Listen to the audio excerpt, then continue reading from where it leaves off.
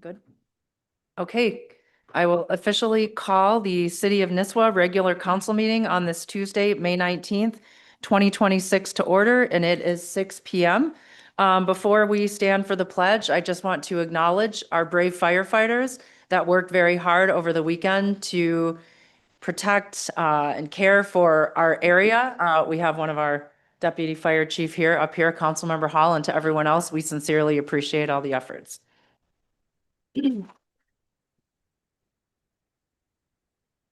Okay, with that, please join me in the Pledge of Allegiance. I pledge allegiance to the flag of the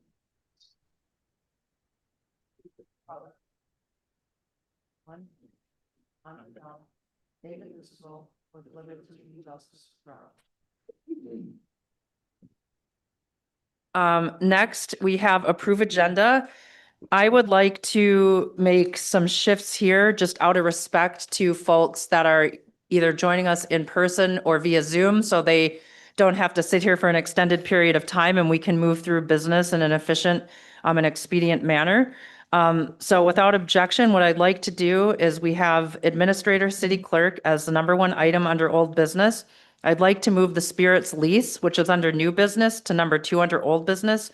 Since we have discussed this item at many council meetings before, it should have been under old business to begin with. Then for number 3, I would like to recommend the EDA. Number 4, Grandview Lodge, public access. And then number 5, PZ zoning violation complaint. Oh, Hills Crossing, sorry, I skipped that because they are not able to be in attendance tonight and asked for that agenda item to be moved to June. So that is not something we would be discussing tonight. Do I have a motion? Before a motion, Mr. Blommer, I did see some email communication today come through from this group. Is that? I'm not aware of that being moved to June. He had emailed all of us saying that he wanted that to move ahead. Oh, I didn't see that. That's what I recall. Okay. He called me and asked to move it to June, but if something, you know what, I missed the email, so if something came through after I spoke to him on the phone, we can leave it on and then just move that one last. Okay, so just so I understand, So, we're talking about amending old business, specifically moving up from new business to old business, the spirits lease, correct? correct. And then that's the only addition Yep, and no removal? correct. Oh, okay. I'll make a motion to approve the amended agenda as presented. I'll second. Any discussion? All those in favor signify by saying aye. Aye. Opposed? Okay, motion carries. All right. Next up is our consent calendar notice to the public. All matters listed are considered routine by council and will be enacted by one motion. There will be no separate discussion of these items unless good cause is shown to the time council votes on the motion. Madam Mayor, I'll make a motion to approve the consent calendar as presented. Second. Motion by Councilmember Hall, second by Councilmember London. Any additional discussion? All those in favor signify by saying aye. Aye. Opposed? Okay, motion carries. Next up, we have open forum. This is a public comment period. If it's an item that is not currently on the agenda and there's anything that you would like to bring forward before council, our time limit is 2 minutes and you would just need to state your first and last name. Then I will start the timer and I will let you know when the 2 minutes is up. Anybody like to come up for public comment?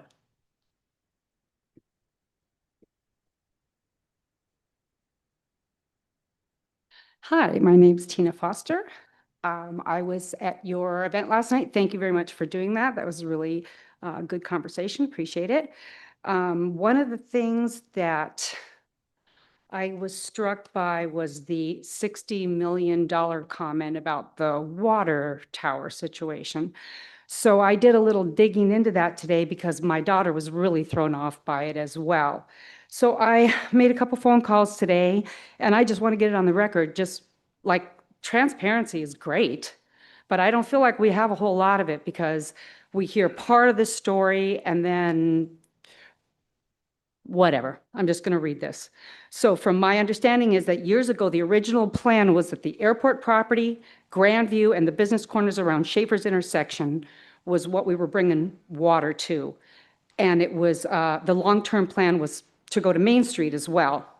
The newest plan is just the airport property, which is the city property now, and including a water tower. I asked what the budget was for that most recent one, and it was 4 to 5 million, not 60 million.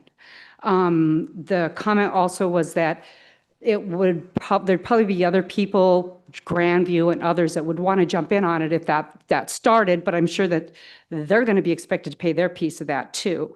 So that $60 million number last night is what prompted me to start asking for this information. So then I asked about what the type of funding help is available, and I was told that the city was going after a grant that would have covered much of the cost. However, it had to be unanimous within the council. The vote was 4-1. I was attempting to find the minutes where that happened, couldn't locate it, but it's got to be out there somewhere. The things that I think never get said that need to be considered. The city water conversation has never been about making every Time. resident. That's You want to 2 finish minutes? your, yep. Yeah, You wanna making finish- every resident in Nisswa get on city water. As far as I can tell, the main consideration is growth. And that Coke property over there behind Schaefer's is a perfect example. If a developer comes in to build a bunch of houses, they'd most likely need to hook up to city water, which would be on the developer to pay for, not the city. And then as regarding the situation with our fire department, I learned that they have a well with limited water supply, then they draw from the lake, which has limits based on the time of the year. Also, I can already hear the lake owners bitching from here about draining the lake. So what happens when it's hot and dry and windy and the woods are right around town start on fire? Will everybody be bitching because the fire department ran out of water and your house burnt down? Can you when we wrap it went up to in 10 refill it? seconds? The benefits of a water tower and city water. Bring down your homeowner's insurance and whether you're hooked up or not, and a fire hydrant. The last thing I'll say is I called Stauber's office and I was asked about I wanted to know how much they had asked for. They told me they couldn't find anything about this grant. And then I found what they came back and told me is that the mayor said that it was done basically without permission and without community consent. So my question is, what requires community consent to move forward and what doesn't? Thank you. So, thank you. Okay, next up, do we have anyone else for public comment? If you can state your first and last name, and then I'll start the timer, but since I gave Ms. Foster more time, you can have more time. Geike, I'm on the Nisswa Fire Department. We can draw water out of a lake, whether it's froze or not froze. We don't care. We do have a well with limited supply, but we also have a 10,000 gallon tank underneath our floor that we pump out of. And the lakes are great. So the water tower has absolutely zero to do with the fire department. I think this is the second meeting that's been said. We don't need a water tower. We have plenty of water out there. We'll take it out of a lake. We'll take it out of our cistern. Thank you. Any other folks for public comment?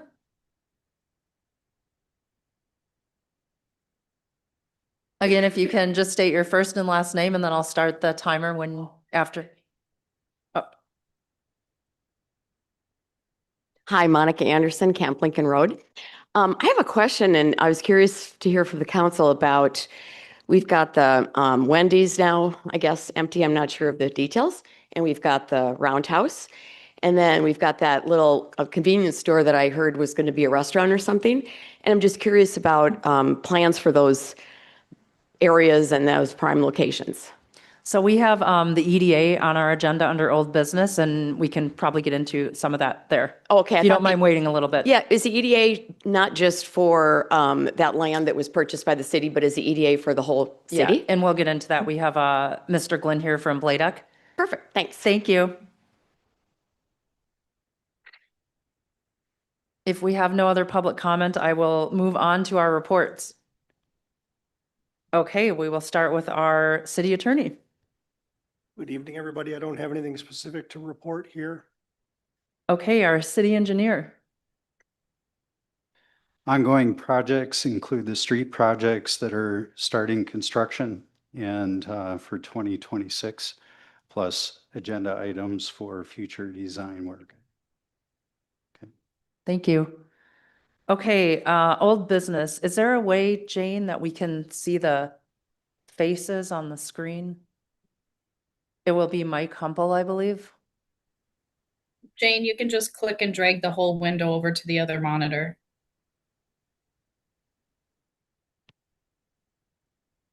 Okay, perfect. So our first item under old business is the administrator clerk position. And we do have Mike on from SCSC, Mr. Humple. I'll turn it over to you. Good evening, Mayor and Council. Just checking back in, we had sent out a memo of some recommendations and a draft timeline. I guess I'd like to go over the draft timeline real quick, if you have it, to see if that's adequate. We're saying that if it's approved tonight, we would develop some additional strategy and get some other expectations in a new position profile put together by the 29th of May and advertise the position on June 1st. Throughout June, we would rank applications, present to council every 7 to 10 days a summary of the number of applicants we had, information about the applicants, education, experience, that sort of thing. No names, of course. And then July 1, the advertising would close. July 6th and 7th, we would do some final application review.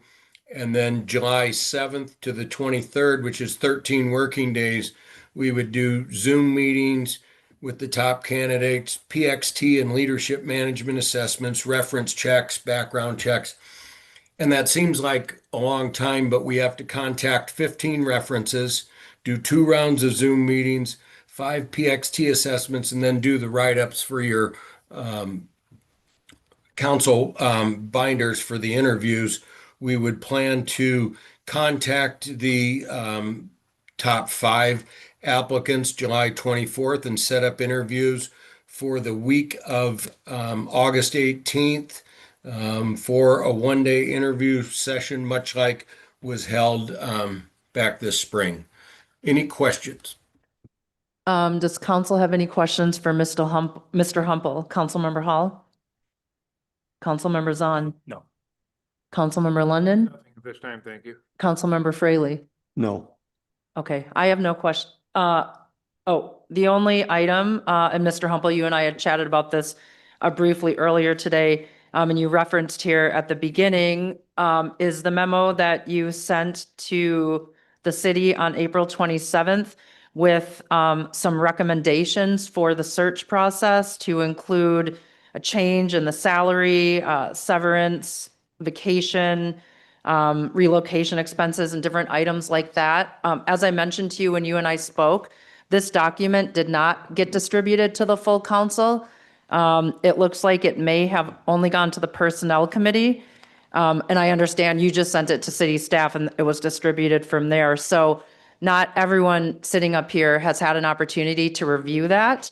And I just want to remind everybody here, just for transparency, that in a search as important as the hiring of the city administrator, that is an important responsibility for all of us as a whole, a 5-member equally elected, fully governing body. And so I think when communications come to City Hall, they should be equally distributed so that we all have the same information as it relates to the search process, candidate updates, timelines, and different things like that, so we can all fairly consider that. But thank you, Mr. Humple. And if there's any questions, and as I said, if the memo is distributed to the council, between now and the 29th, we'll be setting that strategy. And really, the memo was kind of a recap of what we heard from the candidates last time. And, just to get everybody on the same page before we go into interviews where we think it's going to be important to be on the same page and have a salary range that's effective, and basically the parameters of a employment agreement that are effective. It's our job to get you who you want. And this memo reflects what we've been told, and my experience with these kind of searches in your area. I'm down in St. Augusta. I'll be over in Rockville here pretty soon. So I think just take that into account. Give me a call with questions or concerns. But if I could get a council directive to begin the search tonight, that would be good. Then it would be official, and we'll reactivate our search and put all our resources forward. Okay, Councilmember Hall. Yeah, I guess, just to clarify, are you asking us to make a decision on that memo that you sent us then? No, I'm asking you to Timeline. just give me, just to okay the timeline and tell me to get going. If there's questions in that on the memo as we go forward, we can address those. Councilmember Hall? Yeah, because right now I would not be in agreement with the memo. Okay, I think we just for tonight, we just need a motion. If council approves the timeline that Mr. Humble submitted to get the search going again, and then related to the memo, as Mr. Humble said, we can discuss that at a later date. We have some time. Do we have a motion to approve the timeline that Mr. Humble has presented? I make a motion. Excuse me, I make a motion to approve the draft timeline as presented by SCSC for the city administrator position. Do we have a second? Okay, motion by Councilmember Zahn, second by Councilmember London. Any additional discussion regarding the timeline for the search? Not timeline, just looking at title. Does state city administrator. Yeah, is the well, clerk. we'll get the, that's one thing I'll come back around at. We'll have it city administrator, city clerk, and I want to further review the job description before we put it out as a posting again, to make sure that the job description accurately represents what the city administrator, city clerk job duties are and represent. Appreciate it. Okay, any additional discussion around the timeline? All right, all those in favor signify by saying aye. Aye. Aye, opposed? Okay, motion carries. Thank you, Mr. Humble, for joining. We appreciate your work. Thank you and have a great evening. You Appreciate it. too. Okay, next up, since we shifted here to old business, we have the Spirits lease. And just to give a brief background and overview again for everybody, we have been having this conversation since last fall. I think it was October or November, where Mr. Schaefer approached the city as it relates to the Spirits liquor store, which we are leasing space from the property that Mr. Schaefer owns. And at that time, there were discussions about looking at an amended lease agreement to our existing lease based on the new construction development going up. As everybody sees, it's advancing fairly nicely for Mr. Schaefer's building. And so council still has not come to resolution or solution with the Schaefers on the lease. And so it is back on the agenda. I think I will, we have our consultants on, Ms. Delaney. Oh, and I can't see the screen. Michael, Mike Blitzer. are you there? Okay. Oh, yeah, now I see you. And Mr. Blitzer. But I think I will, go ahead, Councilmember Fraley. Can I just ask a question on this? Sure. So I know that our city attorney recommended, I think it was a year ago, not to redo the contract, the lease agreement. And now we're looking at changing the lease agreement. I was just wondering what has changed, So let's, just so I know. yeah, let's get Because into that. Because I know our consulting firm has said they also put out to not uh, uh, redo the lease. So I just want to know what, Okay, let me go to Brian, do you want to make any comments first before I go to Mr. Pearson and then the consulting firm? If you want to, Brian is our manager, so we'll let him come to the mic first. just so I can be informed of why. Yeah, and then we'll go to Mr. Pearson because he put together a memo and then the consulting firm is on, so we'd like to hear from them also. Okay, if you be patient, please, and bear with me. I just want to do a recap. I know you did one, but I also did one, so I'd like to go through it. Spirits in Nisswa has been leasing the building since 2002 from the Schaefer family. We are currently in our second amended lease, and we are paying $17.89 a square foot, which equals out to $108,628 annually. This contract goes until March of 29.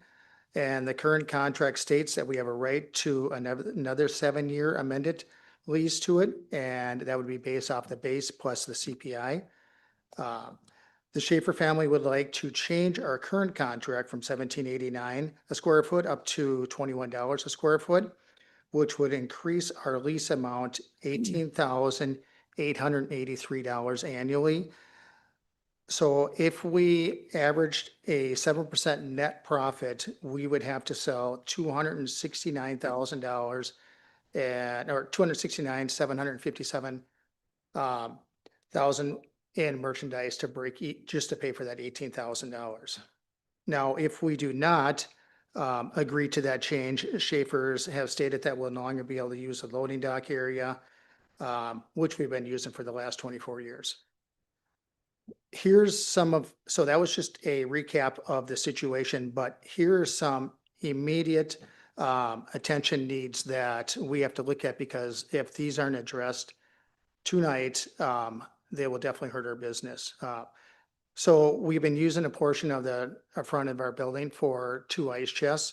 Last year, Schaefer's had the sidewalk redone, so they wanted those 2 ice chests removed, which was no problem. And we had a smaller one brought over the winter. Now, our ice company has come to us this year and said, you know what, we can't stop every day and stock your ice. It's just not financial for them. So what they want to do is they want to not replace the 2 that we had last year, but they want to replace a larger one, which would be a 4x12 ice chest, and that would be sufficient. It doesn't take any more electricity and it holds a little bit more of the ice. So we need that placed ASAP. We have a holiday coming up in just a few days, and literally I need that ice chest put on the sidewalk this week. I know Schaefer's has having somebody come out and look at the sidewalk because there was ice melt put on it, and some of that ice melt has deteriorated the concrete. Where the ice chest would go, that concrete is in really nice shape, so I don't really see where that would be a problem placing that chest there. The other thing is, I did get a letter from Andy, and it was passed on to me from Monty, the parking situation for the summer. And they're gonna put a initial coat of tar down. I'm not sure if it's gonna be this week or not, but according to the letter that I got, the final coat is not going to go on until the end of August or sometime in August. And so I'm wondering, is that fence going to be up in our parking lot the whole time? Because it has really not been good for our business.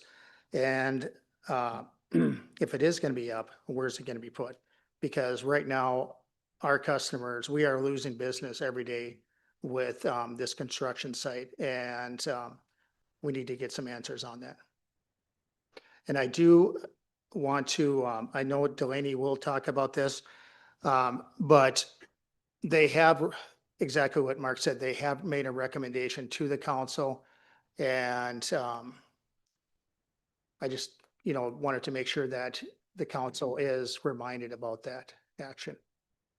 And what they recommended was not to do an increase in space, not to do a change in the lease, So that's pretty much all I had for my comments.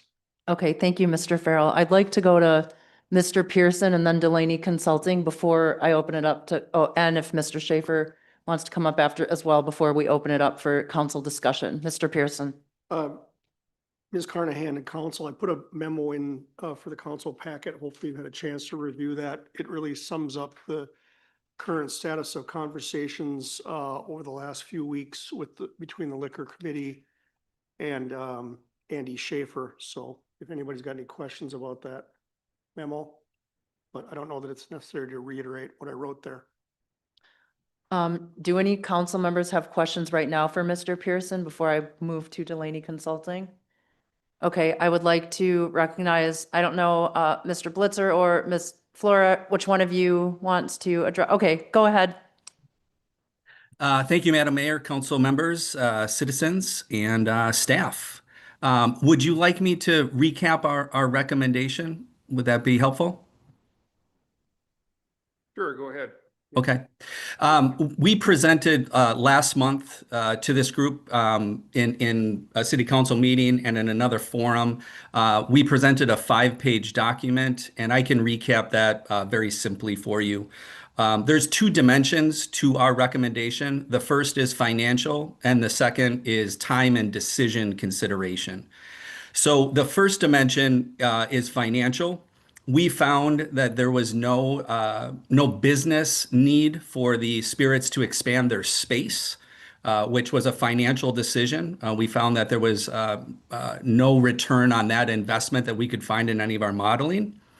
The second was we couldn't find a reason for the city to incur any additional expense within the lease term for what we found to be little to no benefit.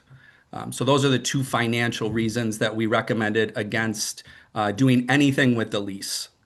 The second dimension is time and consideration. The reason we presented our recommendation to not do anything but to continue to operate under the current lease in time and consideration is it puts the city in the best position possible to continue to make as many decisions as possible for as long as you can. Renewing a lease and locking in a 7-year period, a 10-year period, a 9-year period, any duration would limit the city's decisions to make further decisions around the business. And we feel that flexibility is in the city and the business best interest. So those were our recommendations, and I'm happy to answer any questions you might have regarding our findings and our recommendations. Does council have any questions for Michael, Councilmember Fraley? Councilmember London? Are you If going you to can be talk closer into the sending out further reports on this matter? Not on this matter. We considered this matter, as far as our recommendations, closed in April when we delivered that final, that part of our report. We have further deliverables for the city as part of our scope of work that are delivered during your June business rhythms, your June city council meetings. Thank you. Okay, council members on. Only clarifying question, perhaps for you, Tom. In regards to comment that Mr. Blitzer made, this lease is structured for the city to be able to exit at any point within given notice. Is that correct? Yeah. Right. Okay. Okay. Tom, be sure to turn on your mic, please. Sorry about that. Do you want me to repeat that? If you wouldn't Yeah. mind, that would be great.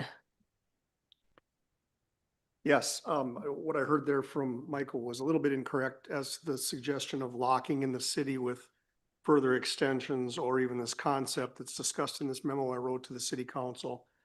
The original lease, which includes all extensions thereof, no matter how that's done, has a one-way opt-out termination clause in favor of the city with a moderate, I got to remember this, 60 days, I want to say, something like that, notice to Schaefer. It's not much.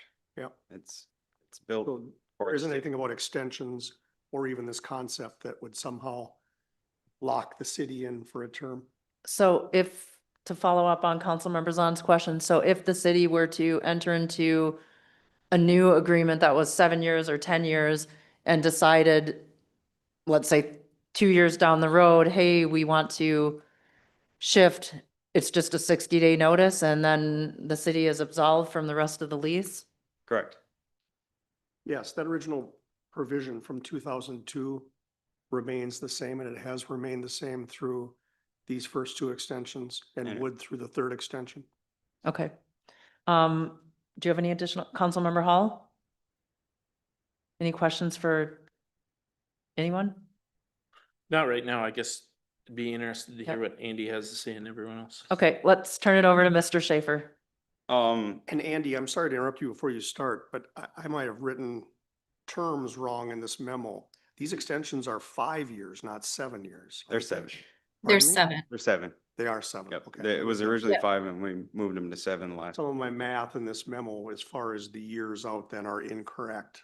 They're based on 5-year extensions rather than 7. So I apologize for that. Okay, go ahead, Mr. Schaefer. Delaney did that whole thing and never once talked to me. So, again, I'm here for the 10th month in a row trying to talk to you guys and people still aren't talking. We finally had a good conversation with the liquor committee. Thought we had something and now we're blindsided by Delaney again. I just want to move forward. It's not that difficult.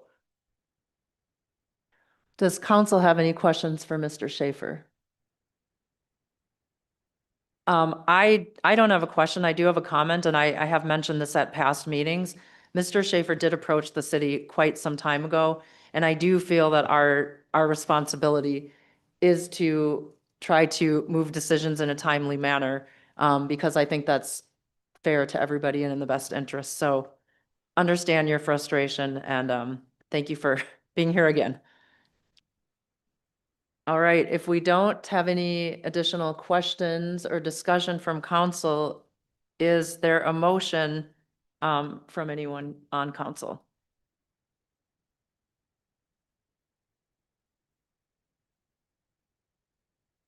I do have one question for Tom. Go ahead, It would be Councilmember Hall. Option 1 out of your memo would either be 1, 2, or 3, correct? Correct. Okay. Just for those here in the audience that maybe don't have the packet in front of you, option 1 is in short on a CPI calculation done by Schaefer's and also done by the city. There was a slight variation in results. The CPI indexed a new lease rate of 22 per foot. The city, so that's what Schaefer's came up with. The city came up with $20 per square foot. The concept discussed among the group was to meet in the middle at $21 per square foot on the lease rate. That's what Mr. Farrell discussed when he was at the microphone. So that would begin immediately through the rest of the term of the second extension, and then continue through the third and final extension, which would end in 2032. So that's option 1. Option 2, again, the group discussed rewriting the second extension. So we're in the middle of now and have it begin in 2026 and extend through 2031, again at $21 per square foot. Then when the third extension is available to the city, it would trigger a new CPI index calculation to determine a lease rate, and that lease rate would continue through 2036. Option number 3 is leave the lease as is, make no amendments to the current lease or extensions, and Spirits will simply take their deliveries through the front door. And those are the 3 options. Just as a reminder for everyone and for those that don't have the packet in front of them. So at Councilmember Hall. Yeah, at the liquor committee, then was there a consensus amongst the committee which option with Schaefer's would be the best, both for Schaefer's and the committee? Was there a recommendation from the committee then? We'll let Councilmember Zahn answer that one. I would say it was more of a consensus stacked hand on option number 2 to be presented to the council. City attorney was going to draft the memo as he did, based on the first liquor committee meeting we had 2.5 weeks ago. the proposal was presented by city attorney to help kind of get ourselves moving forward because we knew we were going to be running into a decision based on this loading dock and being able to take deliveries through the front door versus being able to have access to the new loading dock since there's been expansion made. So hopefully that answers your question. Yeah, that's what the information I was looking for since I wasn't there, so it sounds like 2 is the consensus then with that group. I think like the price per square foot based on the CPI escalator was agreed upon Okay. at $21 per square foot. I have a question. Go ahead, Councilmember Zahn. Brian, if you could come up to the mic, just walk us through perhaps what the outcome will be if no action's taken and you take deliveries to the front door. Is that viable for your business that you're running on behalf of the city? The other amenities that have been discussed, such as the heated sidewalk at the liquor committee meeting. Additionally, I believe placement of garbage cans, if I'm not mistaken. Kind of walk us through and help paint a better picture for those that were not at the liquor committee meeting. Sure. If we did nothing, we would either have 2 choices. We'd either go to litigation with the Schaefer family and fight for what we believe is in the contract and what we've been using for the last 24 years, or we would accept the terms, or we would accept what Schaefer's is saying, and then we would not be able to use the loading dock. That means we would have to take deliveries through the front door, possibly the side door, but on facing the highway, but I doubt if they would let us use that door either. Taking deliveries through the front door would be a nightmare, and it would be bad for everybody. It'd be bad for Spirits in Nisswa. It'd be bad for the clinic. It'd be bad for any other tenants that are in there because you have semis. I'm not sure how long they are, but they're 50, 60 feet probably long, and they're going to be clogging up the parking lot and screaming to customers, hey, don't stop here because it's congested. So deliveries would have to come through the front door the way it has been presented to us, and we would have to take all recycling, walk it through the front door around to the back of the building and put it in the dumpster on the recycling and the garbage. And the sidewalks up in question, I'm not sure really what the situation on the sidewalk would be, if we get to use the sidewalk for an high school or not, I don't know. So. Question for you on that, Go ahead. if I may. The original question was not, what's the fallout going to be if nothing is done? Question is, how is this going to affect your business that you're running on behalf of the city in the event that nothing is done? So litigation piece aside, in the event that there was potential conflict from the original contract to the proposed 3rd or 4th amended lease, if you take deliveries through the front door, is that feasible? It is feasible, but it wouldn't be pleasant. So another question I would have is in regards to the actual cost of this. We have the price per square foot, but I apologize, I don't have notes from that liquor committee meeting last Wednesday. What is the total dollar per month adder? Does anybody happen to have that offhand? Well, I can give you the annual amount, and you can just divide it by 12. Or did I write it on the back? Maggie knows the answer to this. Maggie, would you be able to? I think it was like $1,500 a month extra. It's 18,883 So annual. Annually. Additional. Thanks, Mike, for showing your calculator on your iPhone or Flora. So the question I have for you then, Brian, is it worth it for the Spirits of Nisswa, as you are the direct manager of that business enterprise for the city? Is it worth having access to these additional amenities that have been discussed for the cost of $18,000 and change? I'm having a hard time saying yes. I want to work with the Schaefer family. I think $18,000, is it worth it? Boy, What did you say your figure was in terms of sales to cover the additional 18,000? I thought you had mentioned that. a little over, it's almost 270,000. And that we'd have to sell to pay for that 18,000. Can you plus. achieve that? Do you feel that's achievable? Well, we can, but Oh, go ahead, Flora. Ms. Delaney, go ahead. Yeah, at their current run rate, they need to bring in an extra $22,470 a month in sales to cover that increase in rent. I think a good question would be if the city is aware of the current trends for top line sales and bottom line profit from the store, and whether or not it seems reasonable to think that that additional profit would be something that the store can deliver without negatively impacting what it's been transferring to the city each year.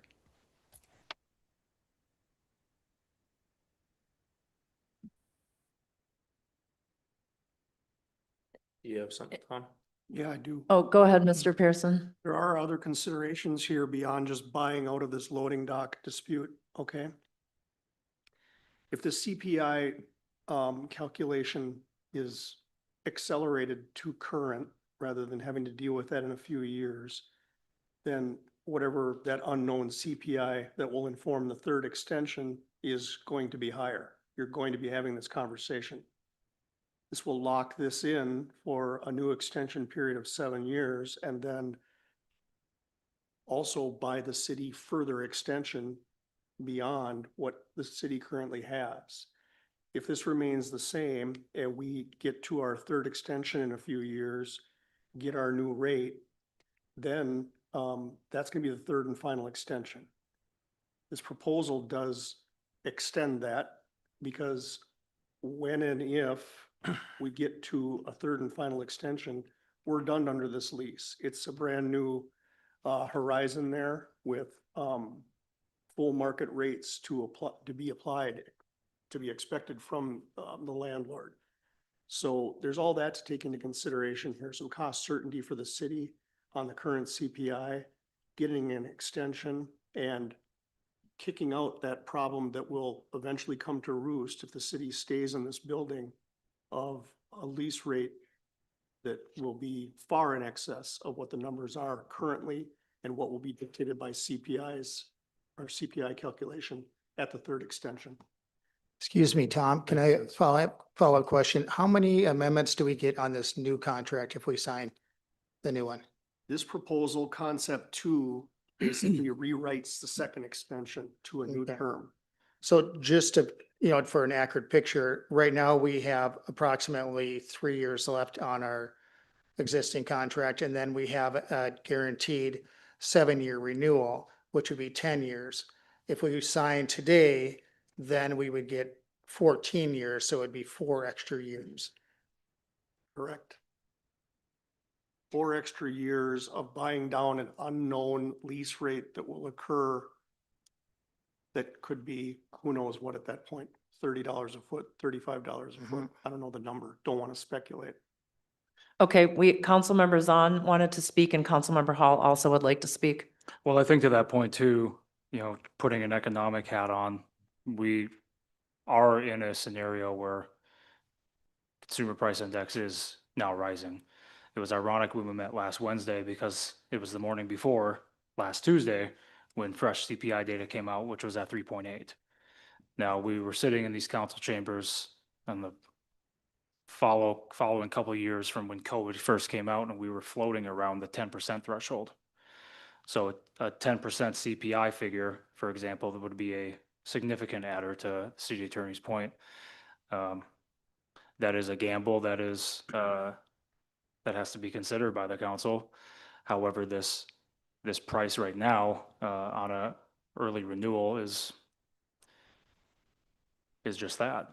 I believe the figure, if I'm not mistaken, was around 2.5, 2.6 CPI or less.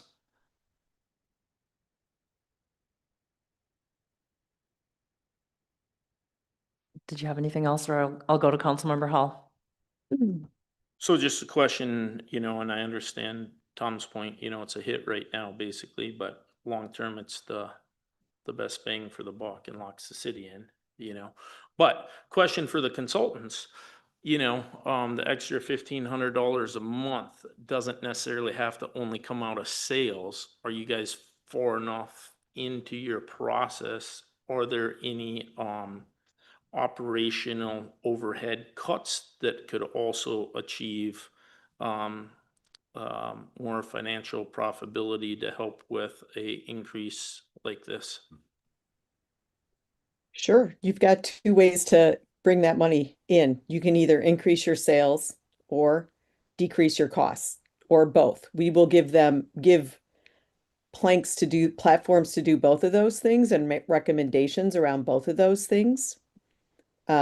So you're correct. If you could reduce your costs by that amount, you would not have to increase your sales to the number that I gave earlier. Or potentially go both directions, would be the ultimate thing to do, I would think. Yes. And so with that, is that a potential thing that you're gonna come back to us with? Hey, you could do this to decrease your overhead. Is that something that we're gonna see in the future from you? Yes, there will be recommendations to decrease overhead and increase sales.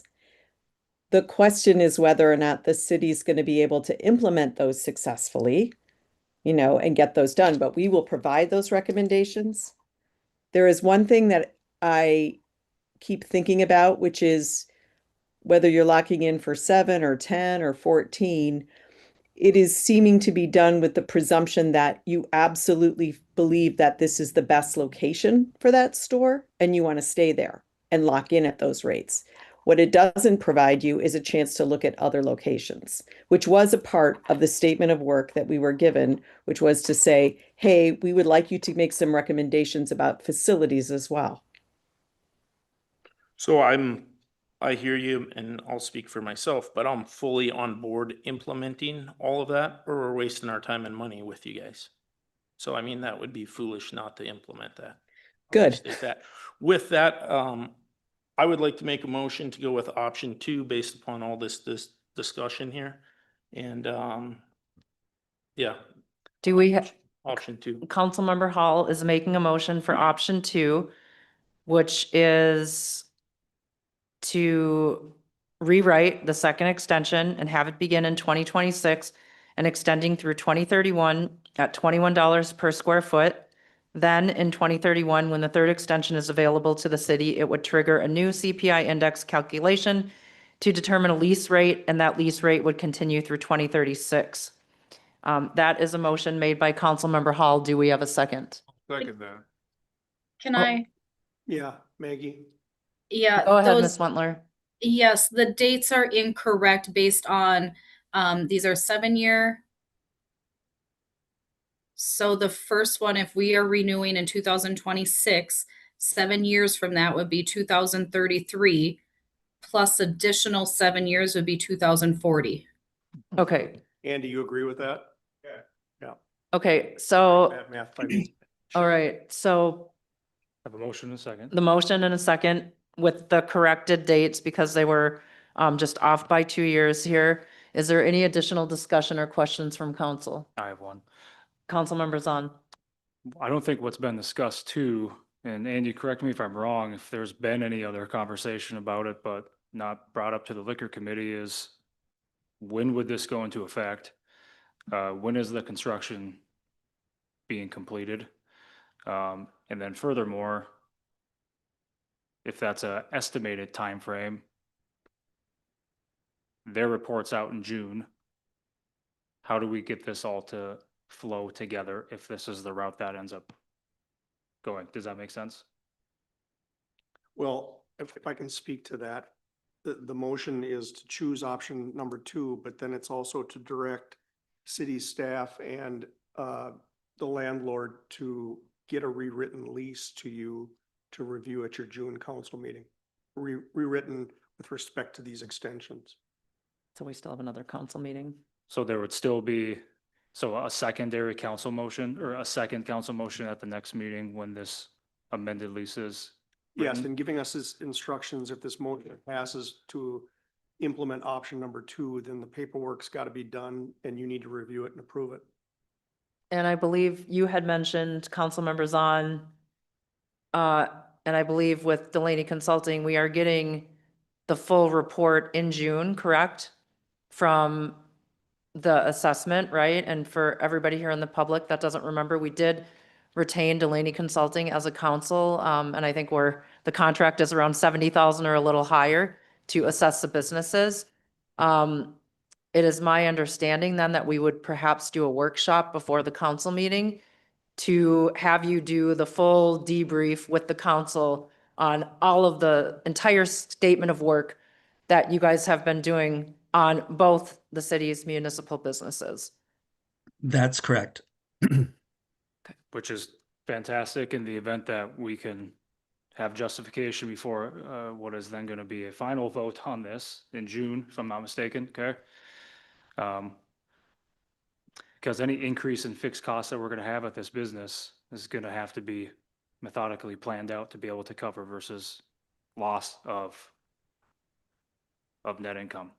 Okay, so we have a motion and a second on the floor for option number 2.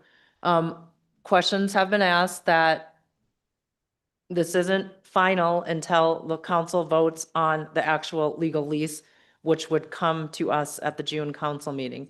Is there any additional discussion from council? Otherwise, I will do a roll call vote on this. I would like to have a comment. Mr. Farrell, go ahead.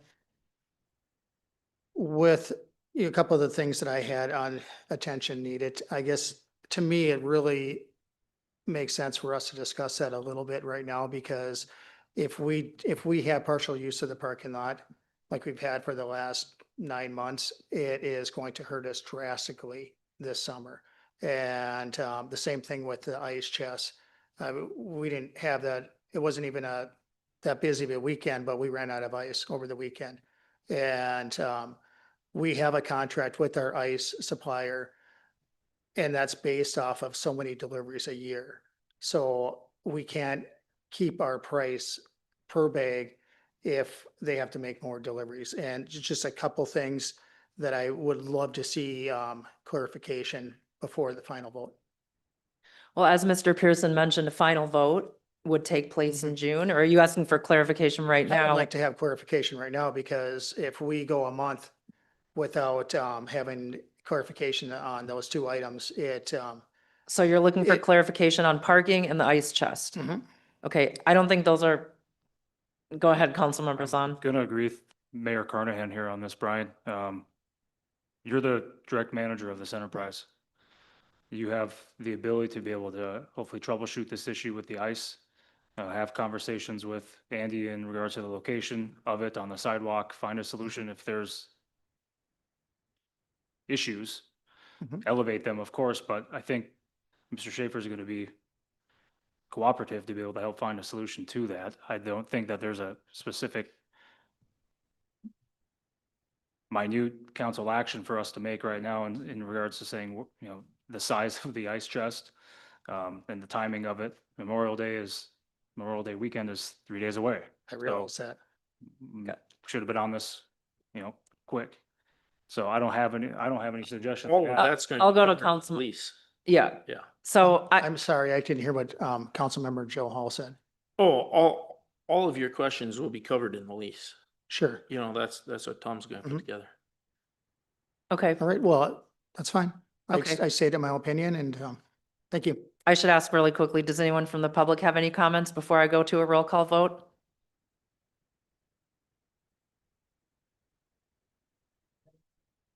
If you can state your first and last name and your address. Hi, I'm Bobby Kochever, 4196 Upper Roy Lake Road. I'm trying to follow the discussion. I have no dog in this race, although I'm a customer of the liquor store. If I'm hearing this correctly, you threw out a rather large 70,000 plus number that we are paying consultants to make recommendations, and I'm hearing you all leaning towards option 2. And some great points were made, and I would hope that our consultants drilled into all of this, all these considerations in making your recommendation. But was your recommendation actually option 3 or is your recommendation option 2? Ms. Delaney, did you hear the question? Yeah, our recommendation Or was Mr. option Blitzer? 3, as is, and it was not option 2. Okay, then my only comment would be, I'm not sure why we would pay consultants that kind of money to make a recommendation to us, and then we just disregard what they're saying and do our own thing. Just a comment. Thank you. Anyone else? Otherwise, I'm going to do a roll call vote. The roll call vote is on option 2. All right, I will start with you, Councilmember Hall, Yes. Councilmember Zahn, Nay. Councilmember London, Councilmember Fraley, Nay.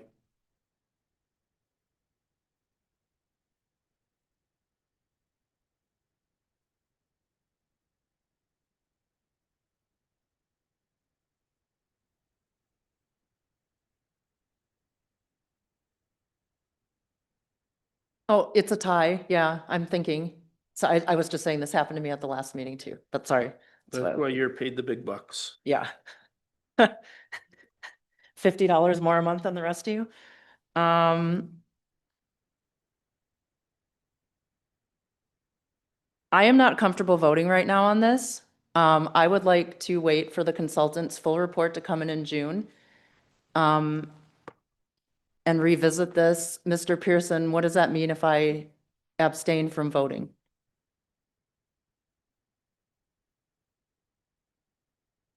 If I can make a comment, please. I've got, Mr. Farrell, I'm sorry, no, we've got, If you have a tie and you don't have a tie-breaking vote, then you don't have a passed motion. okay. Well, I'm going to abstain. Then it does, right? No, I said I'd like to wait for the full report. But it dies. So a Night. tie-breaking vote dies and it gets voted down, correct? It just doesn't break the tie, so there's no passed motion. Right. So then it doesn't pass. Okay. Jane, did you capture everything? Councilmember Hall and London were a yay vote. Councilmember Zahn and Fraley were a no vote, and I'm abstaining at this point in time. But I'm giving the reason I'm abstaining because I would like to wait for the full report to come out and have that debrief. So to me, this issue is not closed. The full report. It is. You have no reason not to vote tonight. Mr. Farrell, I can choose whether or not I want to vote, and I'm choosing to abstain. Okay, well, thank you for your comments. All right, we are going to move on to the next agenda item, which is the EDA. So I've got an update on that, and we have Mr. Glynn here from Bladeck. He and I spent several hours together today. Last evening, I held a discussion with the community. Members showed up and there were questions specifically about the EDA and how it works. A lot of people it's a new terminology, an economic development authority. So essentially it's at past council meetings, council has motion, there has been a resolution put forward to move forward with having an economic development authority for the city that will help inform, guide, decide different actions for the city as it relates to economic development. So new development, existing development and whatnot. Just to give an update to everybody, there was an application window where to apply to be considered for the EDA was put on the city's website. And the city received a number of applications. I don't remember if the exact number is 11 or 12. That window closed the other week, but that does not prohibit us from talking to other folks that maybe did not submit an application through the city's website if we think they're a good fit. So all the folks that did submit applications, we will be reaching out to, if we haven't already, to set up a time to interview them in 30-minute increments. And the interview process includes myself and Mr. Glynn from Bladeck. And we interviewed today 5, I think it was 5. We did 5 in 30-minute increments. We're going to come back, I think after Memorial Day. So I'm going to be reaching out to the rest of the applicants that I have not reached out to yet for them to set up interviews, which are with Tyler and myself.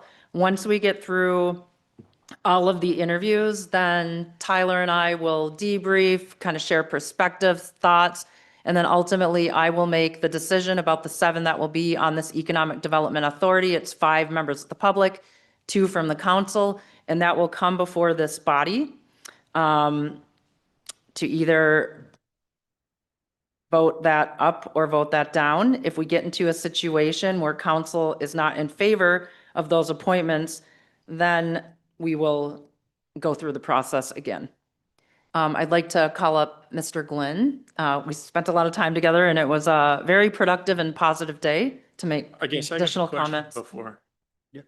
Go ahead, Councilmember Hall. You just explained all that, but I don't remember us voting to do it that way or have that process done. So I guess I'm confused by how this all came about without any council directive authorizing you to do that. So this is the council motion to establish an EDA, not an EDC. An EDA under Minnesota State Statute 469.095 is very clear in the process, and specifically, and I can go print off copies of this, commissioners shall be appointed by the mayor with the approval of the city council. That means the mayor makes the appointments, and then, as I mentioned, the council exercises its authority to approve or reject those appointments. People may prefer a more collaborative and informal process, and input is always welcome, but that is different from what Minnesota state statute actually requires. And the structure is not unusual at all. It is similar to how presidents appoint cabinet officials or judges subject to Senate confirmation, or how governors appoint agency leaders subject to legislative oversight. The EDA is an important body with significant authority. These are political appointments established by statute, and the law clearly defines the respective roles of the mayor and council. And so these are per state statute. It doesn't say that council has to approve the process that this is done in. If that's what council would prefer, then council should reconsider the EDA and consider an EDC, because then that is different and that goes through a more collaborative process. I guess. State statute is very clear, and I have reached out to the Attorney General's office on this. All right, I guess I'd like to hear from our attorney and Tyler on that, because that has not been my understanding with this process.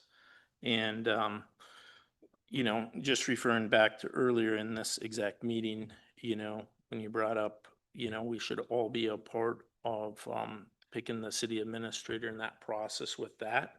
I would ask how this would be any different. But this is a state statute. This is codified under Minnesota law.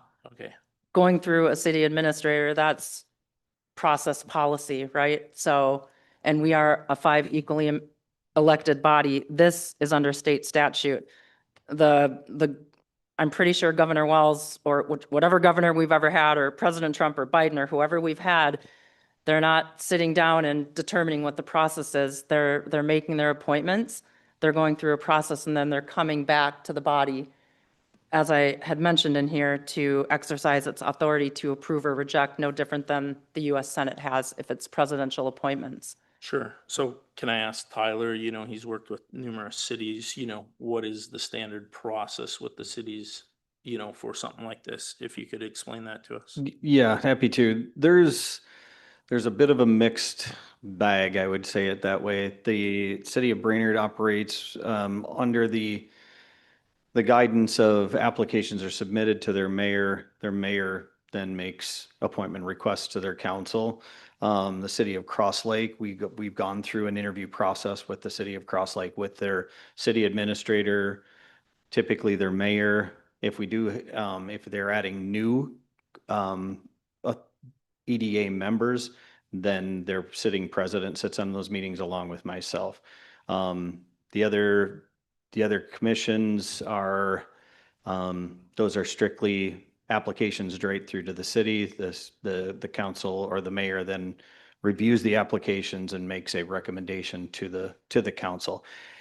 There isn't really, I guess I define it as there's not a set standard for this. Mayor Carnahan reached out last week and asked if I'd be willing to sit through these interview processes. And I, of course, as a contracted employee, if you will, or our organization is a contracted by the city, I said, absolutely, I would sit through those. It was a good process today. My thing with this is that I just don't want to continue to delay this. I think if we continue to move forward, I think we can have some recommendations, hopefully at the June council meeting, and get the EDA moving forward. But there is no set standard, if you will, Councilmember Hall. Okay, yeah, because last time we had voted, and then throughout this process, Maggie, city administrator, she's been sending us all the applicants to look at and do, and so then also out there, there's been different correspondence going out there, and I think there's some confusion amongst the staff, the city council, and even some of the people applying for the position, how this process works, where to even apply, what to do. And so I'm just trying to clarify all that.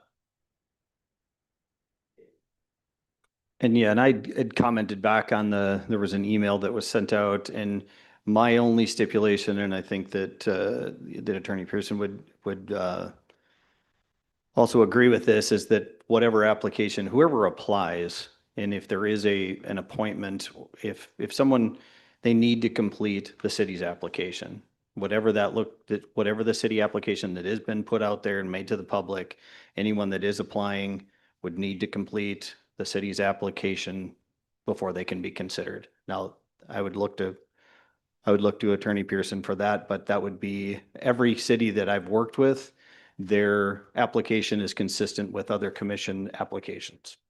Yeah, I guess I would agree with that. And then also just say that state statute doesn't dictate the process of sending out applications, what the application form looks like, who does the interviewing, any of that, okay?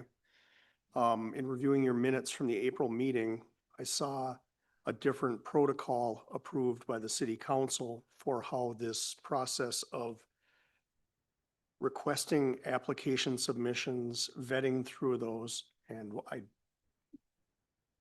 how the process changed unilaterally, I'm not sure. But just to be clear, there's nothing in the statute that speaks to the mayor's unilateral right to differ from what the city council motion was in April about how this process would go, my opinion. And that's what I'm confused about. So there's nothing in the statute, as Mr. Pearson says, but there's nothing in the statute that says it isn't the mayor's purview either. These are mayoral appointments per state statute, subject or with the approval of the city council. So if the council wants to interview every application that came forward, go right ahead. But at the end of the day, these are mayoral appointments, and I'm going to follow state statute, best practice guidance that I've gotten from other mayors in other cities, and talking to, as I said, the Attorney General's office. To Mr. Glynn's point, I think we don't want to delay this. We're trying to move things forward in a professional way, and that's the path we're going. So as I said, if you want to disagree or have a different perspective on process, you can, but this is a process that I'm going to continue with. Or just not follow a city council motion. This is not like a volunteer, like a parks commission or a parks committee or a public works. This is very different. This is state statute. We can take this to the Attorney General's office and pause this process, and we can get an advisory opinion back from there. So I'm happy to take that process if we'd like to do that. Go ahead, Councilmember London. Mr. Tyler, as I understand it, the way things are set up here now, the mayor makes the appointments, and then city council later reviews it. Do we have any say in the final thing? Yeah, you do. Yes. You do. So it's I've said that multiple it's not a times. deal after the mayor. Correct. You could disagree with my appointments and say no to all 7 of them, right? Absolutely. That's your right as a voting member of this body. These appointments are a very important thing, you want to get the best qualified person for the position. Yep. And we've got the applicants here and the applications, and some of these people are just outstanding qualifications. And, in the best interest of the city, the residents, business owners and stuff like that, we want to pick the best candidates. And that's my concern. But we're not, so basically your concern is you're saying you don't trust my judgment to be professional and pick the best candidates. That's what I heard. I didn't say that. The process, Councilmember London, these are mayoral appointments, so I will come with 7 individuals that I think are great based on this process we're going through, which was from my perspective, has been done professionally, and then it will come to council, and that is your right at that point in time. If you disagree or have a differing perspective, you can vote no. Yeah, I haven't disagreed with anything yet.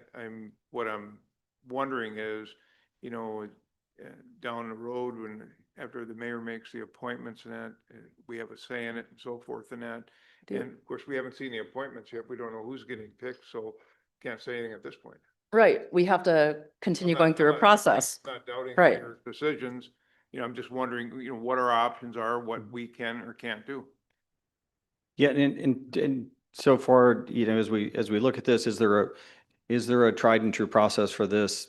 There's not. It's really, it's independent of any type of statute. It is just a process that the mayor made a decision to move forward with, and asked me to be included.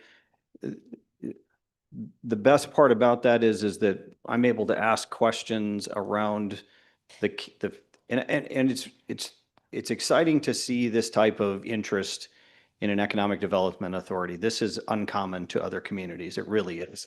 You've got 11 or 12 people that are applying to hold 7 positions, actually 5 positions, because you have 2 council appointments. Were all 12 interviewed? Only had time to do 5 today. But we're scheduled for June Yeah. 2nd to I just complete said the we're gonna rest. reach, in my opening, Well, I mentioned we're, I had to run out. So- oh, you weren't here. Yeah. Can you Yeah. re-say that then? We're, Second. yeah, everybody that applied, we're reaching out to get them scheduled. And so it's just the understanding of What? the process, I think is important for those that are applying to understand. And that's where I come in with this. It's really to understand what an EDA is designed to do and how they're going to, these individuals can assist the city, can assist the EDA in making recommendations to the council on how to move forward with development, you know, processes around grant applications, funding, all sorts of things. So.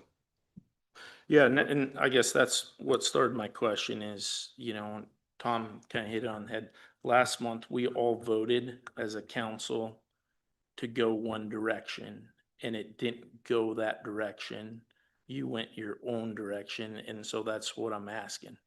Are we following the way that you're going, or are we going off of what the council motion was last month?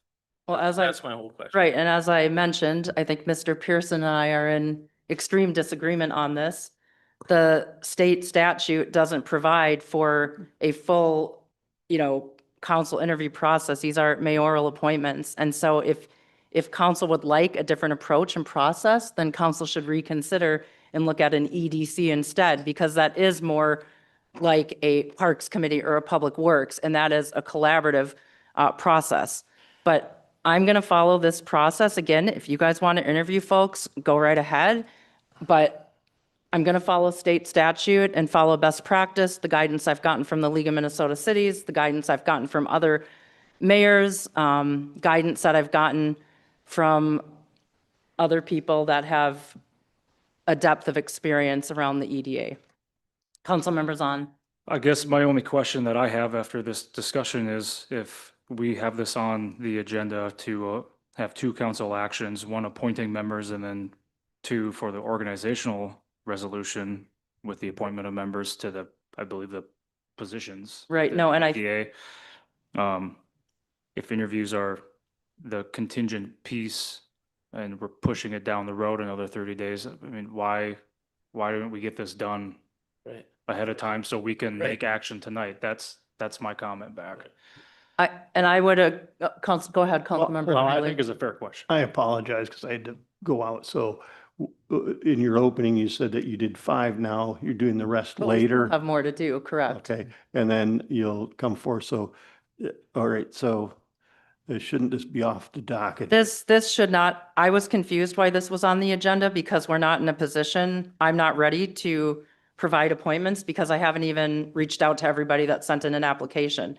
I mean, we got the applications late last week and It's on It's the a- agenda. I would like to say something. Oh. I was the first application to come in for the EDA. can you I please have- state your name Emma and Kroger, address? PO Box 539 Nisswa. I have had zero communication. People have been hearing from you over a week ago regarding this. 2 hours ago, after you conducted 5 interviews, you posted about transparency and ensuring that to the people of Nisswa. There is no transparency. None of us knew that there were 5 interviews going on except for the 5 people that you chose to do.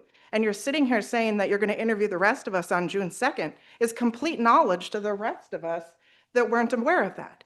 You sent out an email, Mayor Carnahan, to the council, Tyler Glenn, and Maggie saying that you were going to be having your own application to choose who was on this EDA committee.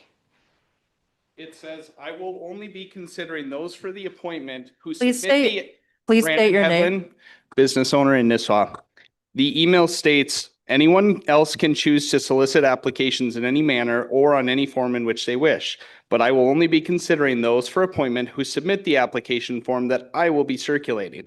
So how would other members that submitted their application, potential application, even be considered for an interview if we didn't know about this hidden process that was put out there?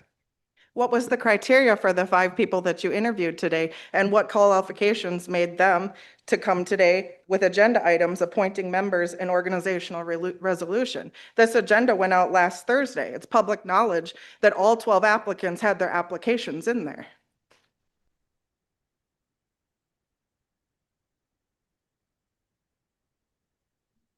Such drama. The 5 people that were interviewed today are 5 that submitted applications that are in the packet. Everybody else that is in the packet will be contacted this week to get on the schedule for June 2nd.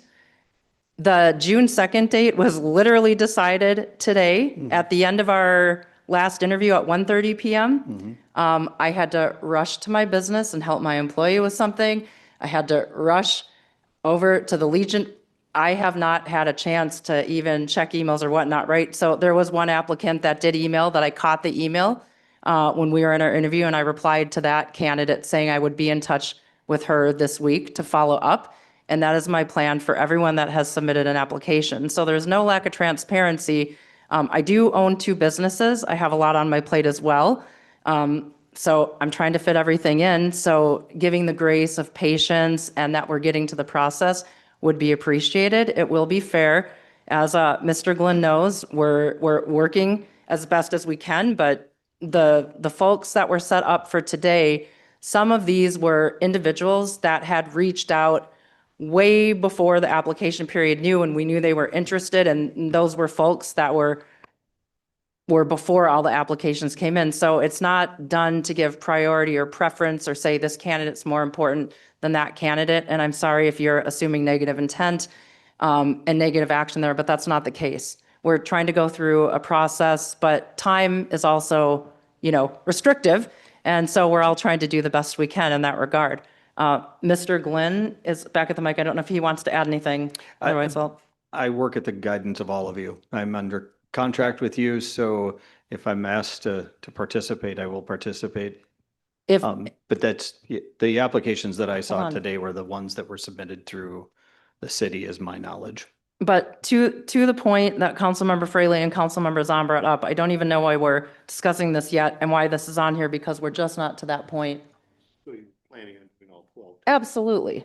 Everyone that submitted an application through the city will be interviewed and will be equally considered in a fair process. And then I will make decisions with Mr. Glenn's input from his extensive experience working on economic development in our county to come up with a recommendation to this council that we believe is going to be in the best interest of the city and the purposes of economic development authorities. But what?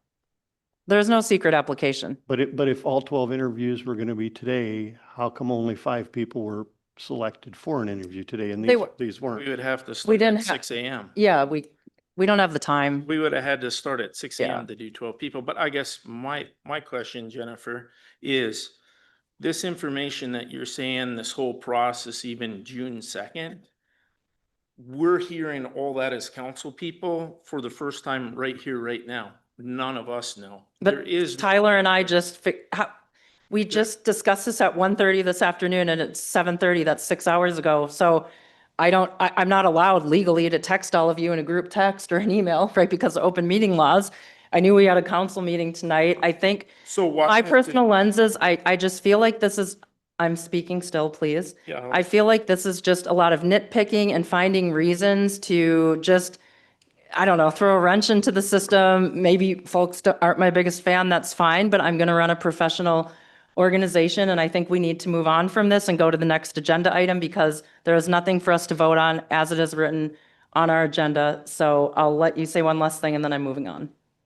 Councilmember Hall. This was put on the agenda because us as a council voted last month to have it on the agenda. So to not know this, to try and do 12 interviews the day of the council meeting, to, like our city attorney says, we're not following the motion that we set forward for this process. In your own email, it says you have your own application out there. Nobody knows about it. It's not on the city website. You know, I guess, where's this transparency? There's no, I answered this already, so I'm going to move on. So I don't have my own application.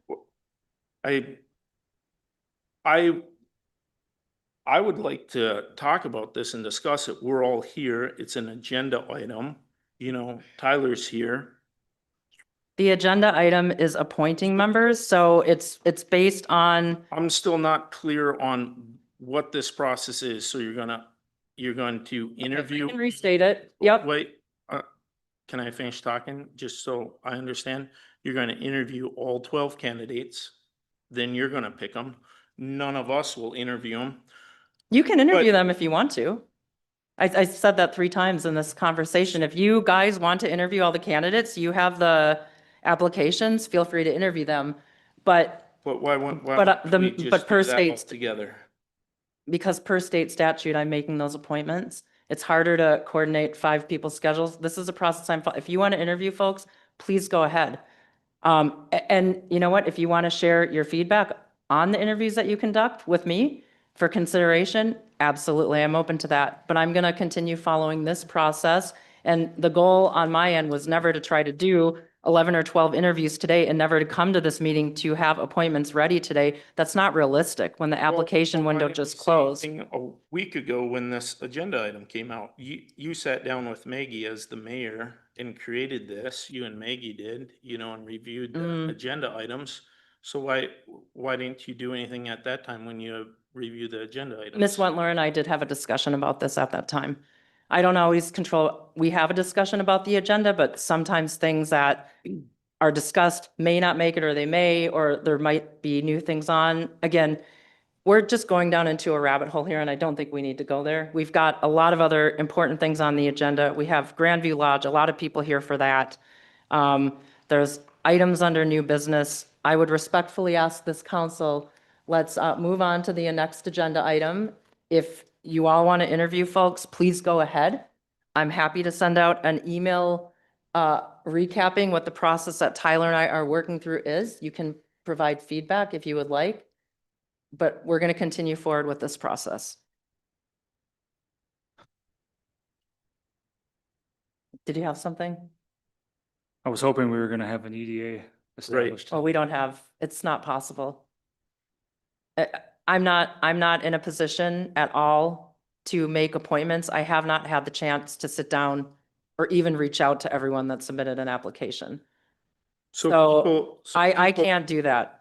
So I don't people think that that's have right. submitted an application, they don't even know yet what the process is. Well, I have to contact them. I haven't had a chance to contact everybody yet.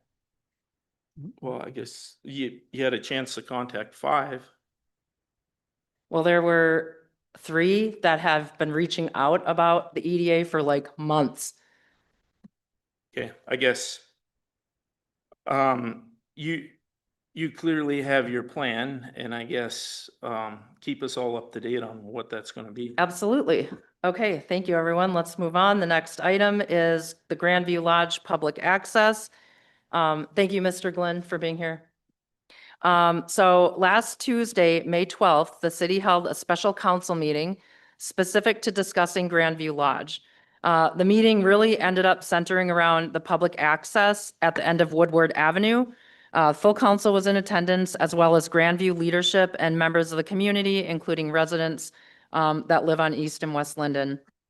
The main concerns the community brought up were as follows: a shed placed on the beach that is not wholly contained within Grandview's property to house their equipment for the busy summer season for their guests. Barriers that run across the end of Woodward Avenue, separating the street from the beach. Discussed public safety reasons and concerns for those temporary barriers or fences being there. Other items brought up by the public were docks in the water on Grandview's beach that run parallel to the beach and perpendicular to Woodward Avenue, and the impact on the public access.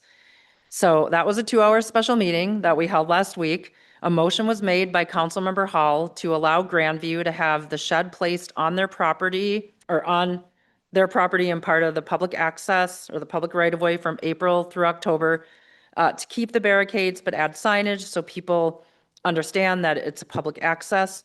Also, there was alignment here that it's not a boat landing, but a public and/or pedestrian access, and that anything pertaining to the docks, related to the docks, would fall to the DNR. That motion failed 3-2.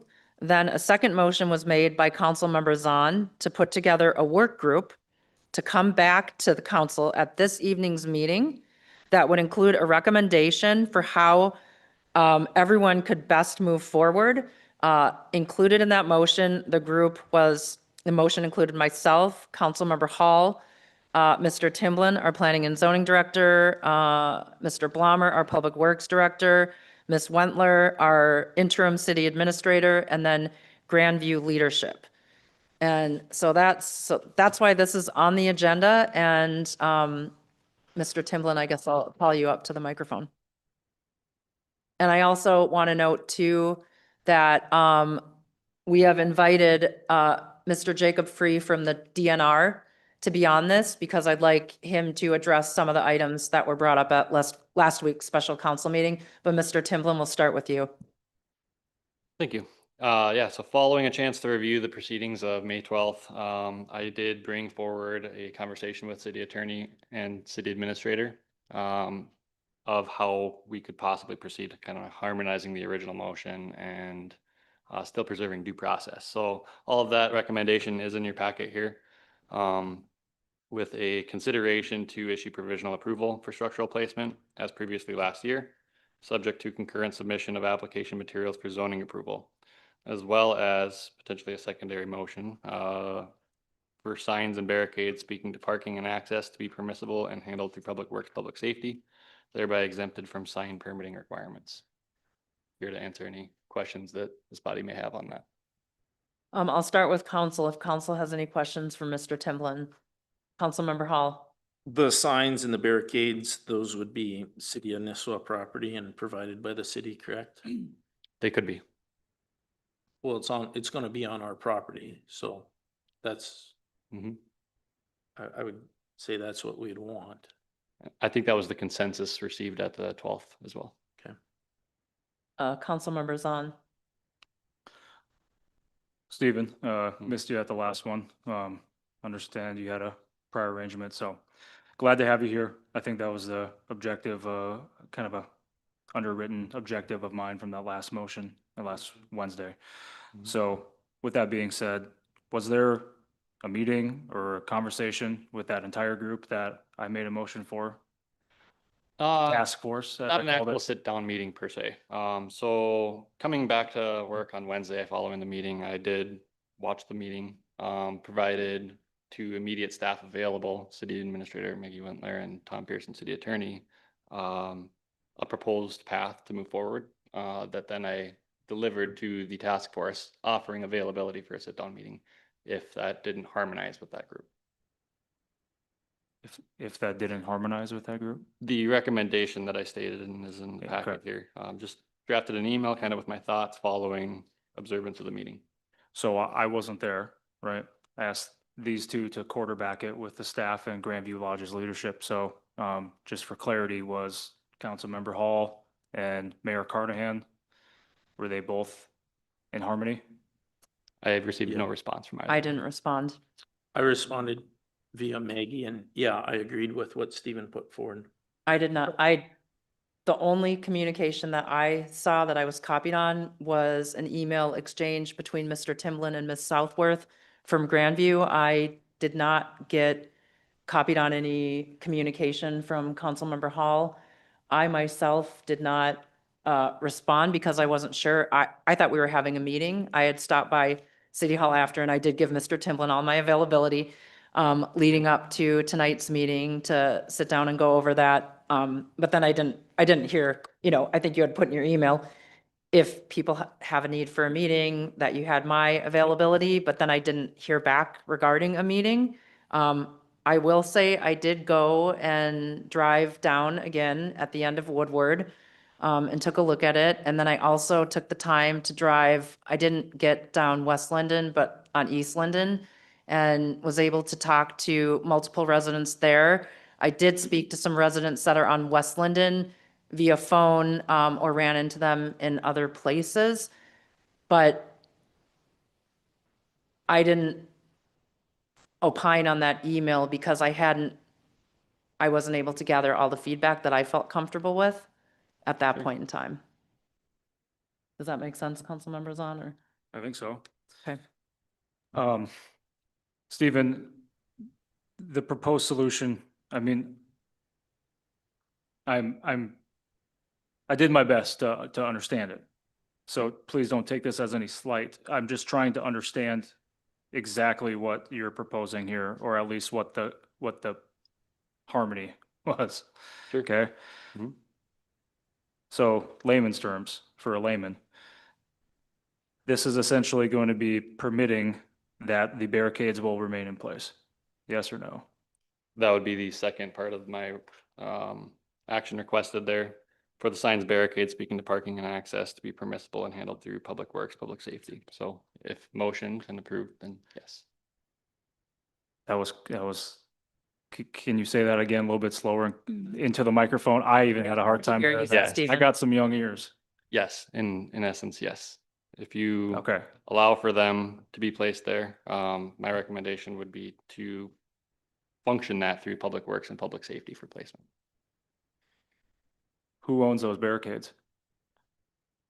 The current ones? No, who will own the Yeah, barricade? That's what I was That's saying. what Councilmember Hall was asking. Yeah, that the city would own them. Okay. Right. Okay. That way, yeah. That way, if there's an issue, we can get through them, move them, do whatever we want for fire safety, whatever. Okay. Go ahead, Councilmember Zahn. And then as for the structure, is if I'm reading this right, there's a conditional use. In the ordinance amendment proposal, there's an interim use permit pathway proposed for temporary structures in the commercial waterfront district. Duration? Yes. Based on the structuring of the IUP. So there could be a terminable event or a date that would sunset that IUP approval, thereby creating a renewal pathway for it.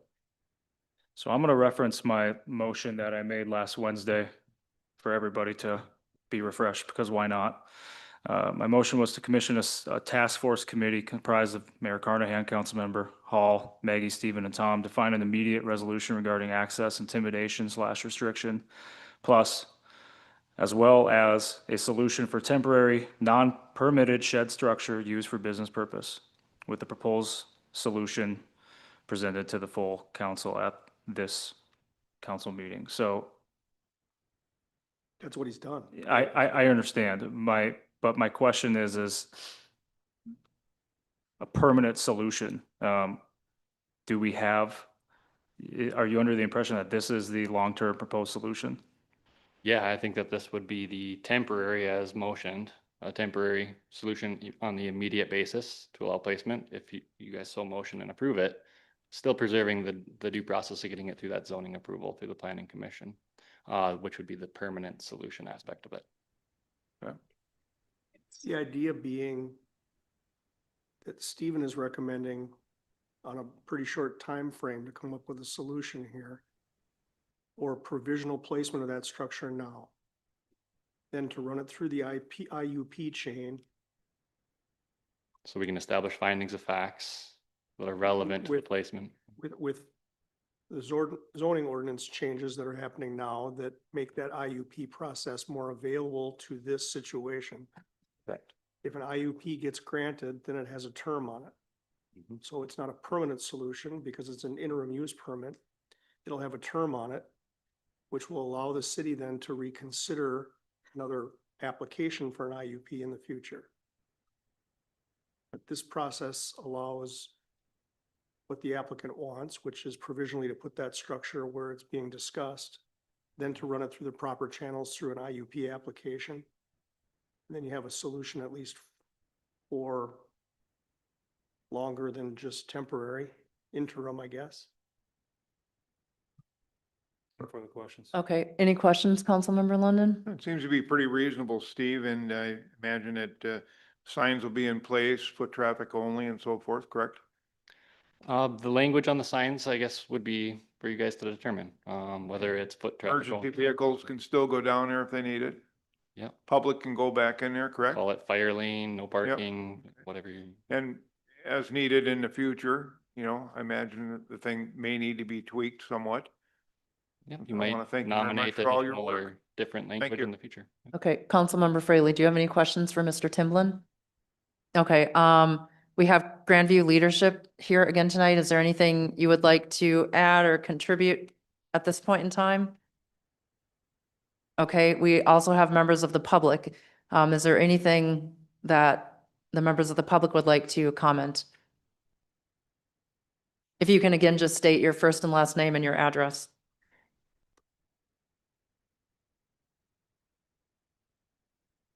Jim Anderson, 4354 East Linden. And I was able to talk last time. Thank you for that opportunity.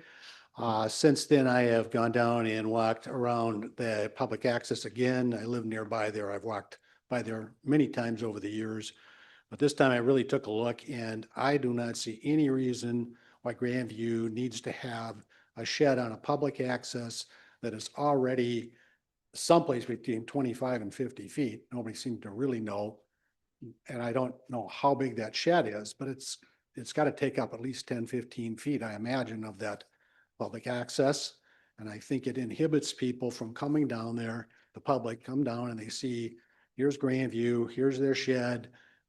I think the Grandview help will act like it's Grandview property. I don't know if they're going to turn people away like they have in the past, but I think it gives them the thought that maybe they can do that. And I think it inhibits people from coming down to the public access.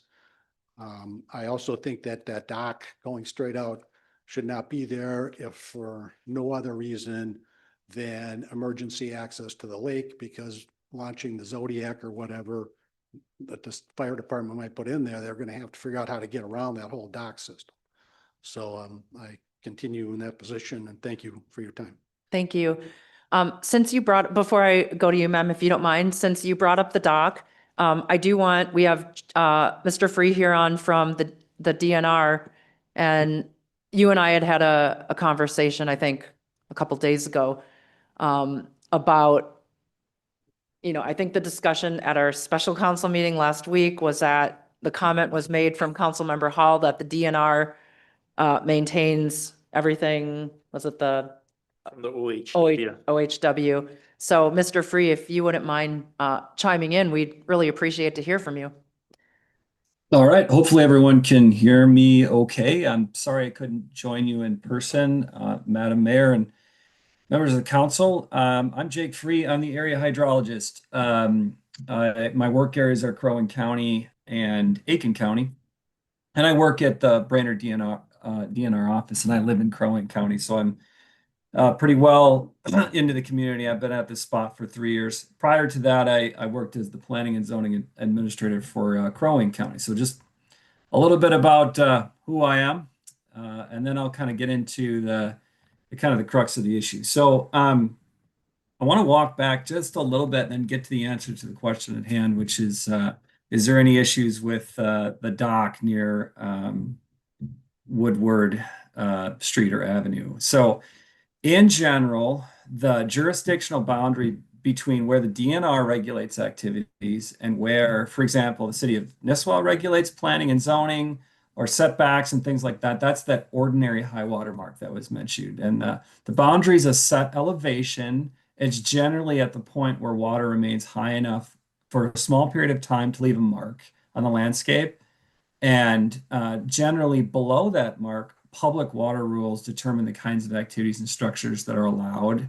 So this includes like culverts, bridges, excavation, fill. Docks are also included in this, but not all aspects of dock placement. And so there's a statute and rules that regulate that. There's a couple of exceptions to the DNR's role of administering activity below the ordinary high water mark. For example, the number of mooring spaces in commercial and residential, what we call plan unit developments. So like a resort or a campground or a common interest community residential development with that common open space. For example, the number of mooring spaces that a boat could moor on, that's regulated by the local shoreline ordinance, for example, City of Nisswa. Also, the position of docks in relation to property lines. So that would be regulated by Crow Wing County's water surface ordinance, which is administered by the sheriff's office. So other things that this surface water ordinance regulates would be swimming platforms, slalom water courses, no wake zones, etc. That would be not something that the DNR would regulate. That would be a surface water ordinance. So I wanted to give you a couple of exceptions because while generally it is true that below the ordinary high water mark, it's public water rules, DNR administered, there's a few exceptions out there. All right, in the case of the Grandview Lodge situation, our regulation of public waters is limited to whether the dock structure placed in public water falls under the prohibited placement of structures category in public rules. So in order for a structure or a temporary structure or a floating structure to be prohibited, it would need to be demonstrated that they're obstructing navigation or creating a water safety hazard according to a set rule that we have. So to determine this, we usually take a look at the existing and past use of such an area. Based on what I saw, took a look at some aerial photos, 2024, 2025, things like that. There doesn't appear to be a designated public or private access ramp or a launch area that's consistently ramping off watercraft.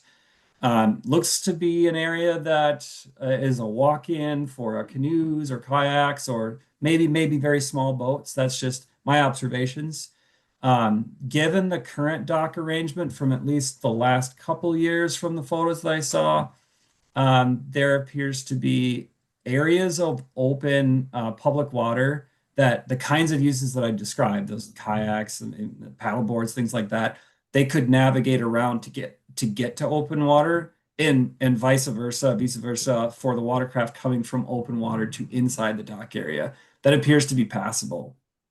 So I would say, or we would not say in this situation, in this case, that there appears to be a structure that constitutes, like we said, that navigation obstruction or creating a water safety hazard. And it's not something at this point that the DNR would pursue as we've got a problem. We need to make sure this is moved in this case. It is possible that there could be some things in the county's water surface ordinance that may regulate this, but that would be something to reach out to their team and the folks at the sheriff's office that would look into that. Certainly, if this was a DNR public water access with a ramp and wake boats and things like that going in, advertised to the public, maintained as such by the city, et cetera, we may see this differently, but that's a little hypothetical. And that's usually for a DNR's administration of a formal public access. So hopefully, I know that was long. That was like a 2-minute speech by the DNR, but hopefully that was helpful.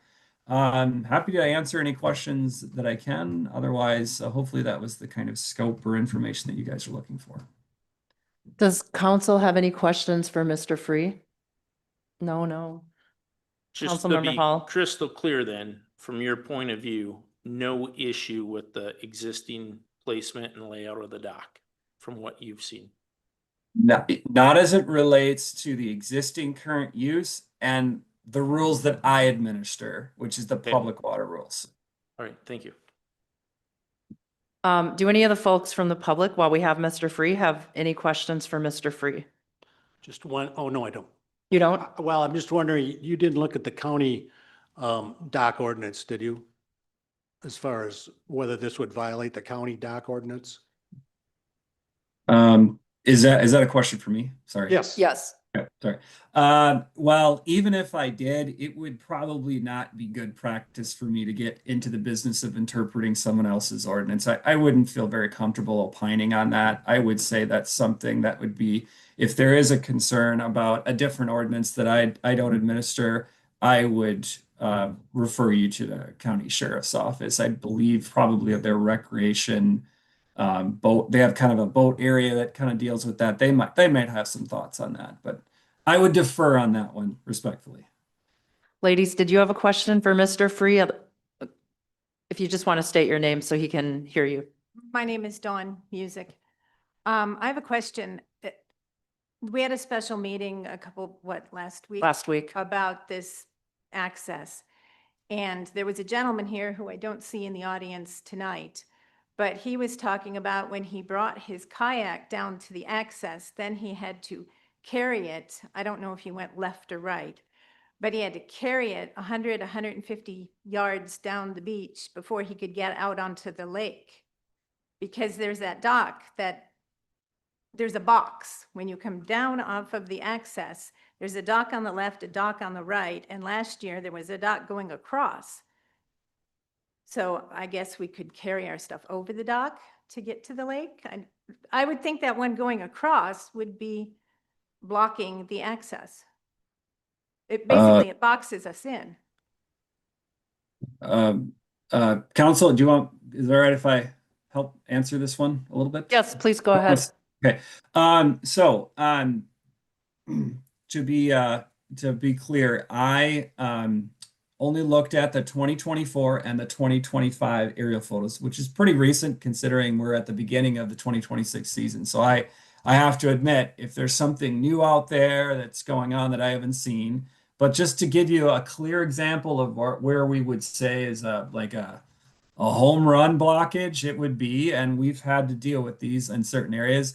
If someone arranged a dock where it was literally a box, does that make sense? Where there was just no way that anybody from open water could get in there because it's literally like a box, you know what I mean? Just boxing off an area of public water, in or out, then that would be likely an issue. Based on the dock arrangement that I saw, at least on the area photos, like I said, information that I had, I didn't see that, but I'll always happy to take a look at things as we get new information. Okay, thank you for that. As the summer goes on, we might call you. Okay? Understood. Yep. Okay. If there's nothing else for Mr. Free from anyone, I'd love to let him jump off and thank him for attending because I know you were not feeling great today, so we do appreciate your time. All right. Thank you very much. Is it all right if I hop off or do you guys need me for anything else? I think we're good. Okay. Thank you. All right. Have a good night. You too. Okay, if you want to come and state your name and your address. Julie Anderholm, Dutchman's Bluff, and I've been a resident of Nisswa for 32 years. So we've seen a lot of changes in the area. So I guess I wasn't at the previous meetings, so this is kind of new when we've done some research over this past week about just what's happened over the past couple weeks. But questions that I have for the council and for Grandview. If it's a public access, shouldn't it be a public access? And why would we have barriers there? I'm unclear of what the signage is going to say. If it's just no parking, do we need barriers where there's no parking, but we could still easily walk to the lake or carry a kayak or a canoe to the lake? I'm a little bit concerned that if we grant, I'm going to step back. The other concern is Grandview has a lot of land, a lot of acreage, a lot of square footage on the lake. couldn't the building be moved off the public access? Why does the business building, the little shed, have to be on the public access land? How many feet does the public access include? Do we know what, like, how many feet it is? Do we have an answer to that? 25-ish. 20, 25? 25, I believe. I believe the number at the last, Council meeting. Is workshop 25? was roughly, we thought 25. So I don't know what Grandview's, you probably know how many feet you have a frontage there. Not from Grandview, I'm a city employee. Oh, you're a city employee, but Grandview probably knows how many feet they have. If the building is 12 feet, just can't they put it on their other property? Why do they have to put it on the public access? And I guess the other comment I'd like to make is I'm a little concerned if we grant a business this use of public access land, what's the next ask going to be? Will it be year round? Will there be a permanent structure? Will it not just be April to October? So I'm kind of concerned about the long-term implications of approving this and what it could lead to and what the next asks could be. Because I don't know what benefit it is to the citizens of Nisswa to put barriers and signage up there. It helps, sorry, I keep thinking you're with Grandview. It helps Grandview, but does it really help all the citizens of Nisswa and the community? So Did you have anything else or? that's it for now, unless someone has a question for Okay, me. Councilmember Hall would like to respond. Just how it benefits you, it's basically a fire lane. So you on Dutchman's Bluff, your house catches fire, that is where we would go and access the lake to pump water to go to your No, house. I think we should have the public access, but why would we have barriers and So that way a signage? vehicle won't be in the way. We come in there with fire trucks, we can throw the barrier out of the way and get in there. Which, or boat or which would whatever. make sense, but do we need cement barriers? Couldn't it just be a no It's not parking gonna be a sign? cement barrier, it'd be more like, A plastic barrier. movable- Yeah. it's Oh, gonna be they've had them there before, yeah, Right. because I walk there all the time, so. Because then in the wintertime, it has traditionally been the access for many Right, people to right. get on the lake. So it's a portable, movable barrier But, that we can move by hand. and I guess I disagree with having the barrier there to begin with, and you're just saying so people don't park there in case there's a fire? Yeah, correct. Without, sometimes when people park and there's not a lot of parking and they're busy, they'll just park anywhere. That happens. True. So to have more barriers, more signage, maybe some paint on the asphalt, I don't know if all those deals or decisions have been made. That'd be made by the Public Works, the best way to kind of define that and, put a sign down there to say, hey, stay out of here, no parking, leave this open, Yeah, and. is what the goal would be. Yeah, and I think people would view it as, oh, this is Grandview's land and Grandview has the use to it because they have the dock on the other side. And it's really public. So I don't know, it just seems like once we approve it, there's kind of no turning back and the access for the citizens of Nisswa decreases versus providing benefit to them. And I understand what you're saying with the fire, but this is just my opinion, so. Thank you. I just have one more thing for the council, or maybe it's for Tom, I'm not sure. The signage that says pedestrians only, or whatever you're going to put on it, that says nobody should drive through there. Is that going to be temporary and taken away in the winter also? Because people do drive through there to access the lake for fishing or snowmobiling. Go ahead, Mr. Timblin. I could nominate like a seasonal aspect to it. Like some aspect that says that this is seasonally pedestrian only and seasonally winter on access for vehicles. Something, just to make it so we're not breaking the law if we drive out onto the lake. Thank you. Thank you. Is there anyone else that had anything for council? Okay, Council, any last questions? Do we have a motion?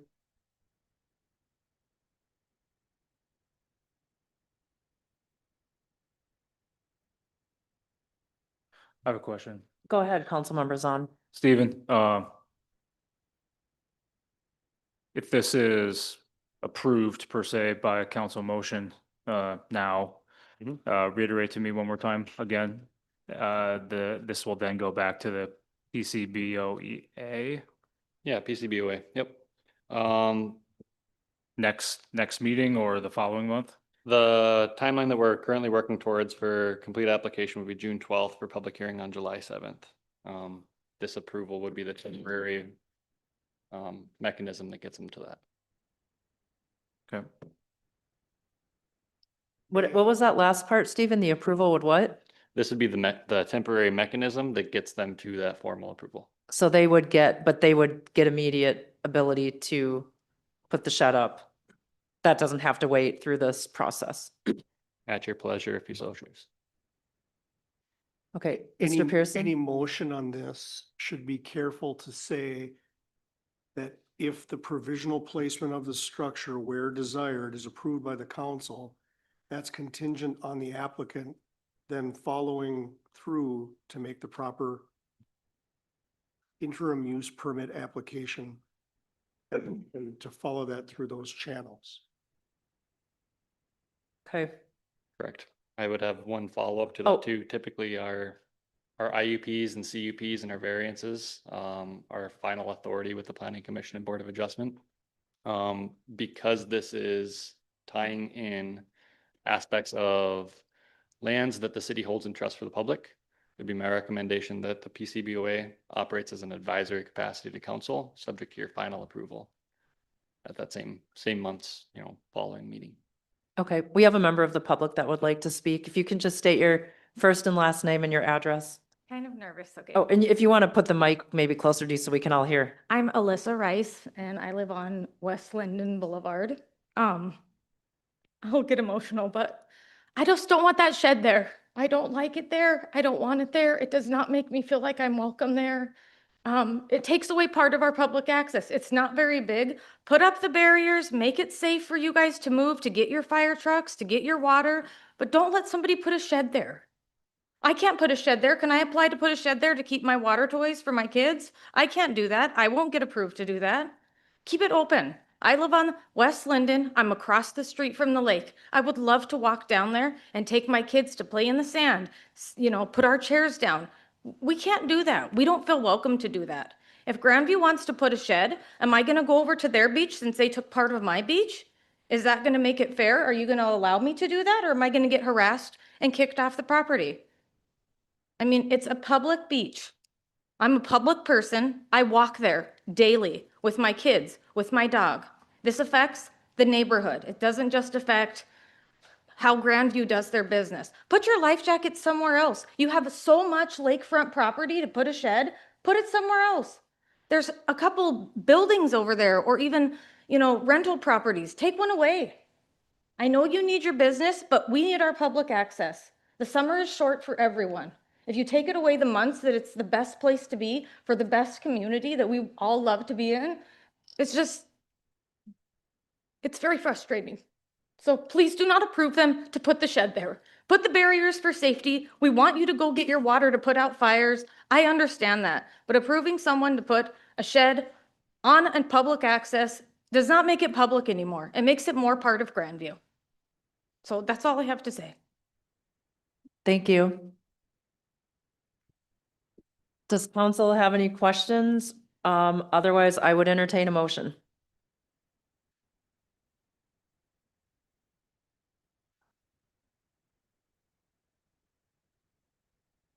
I guess Councilmember Hall. I have a question. Stephen, as part of your process moving ahead, with this, with the planning commission, I think maybe this is one point that's overlooked right now. I don't think it's clear or anybody knows actually if that shed building is actually on city property or on Grandview property. And that's the goal to get figured out, correct, with your process? Because that's where the gray area is. It depends upon, you know, which survey is looked at in that process. So Sure. the shed being there, it might not even be on city property. That is a wrinkle for sure. As I understand it, the chronology of that access, and I'm gonna probably pull dates that aren't 100% accurate, is platted in about 1916. It's a 50-foot corridor. And Say a 50-foot corridor? 50 feet, correct.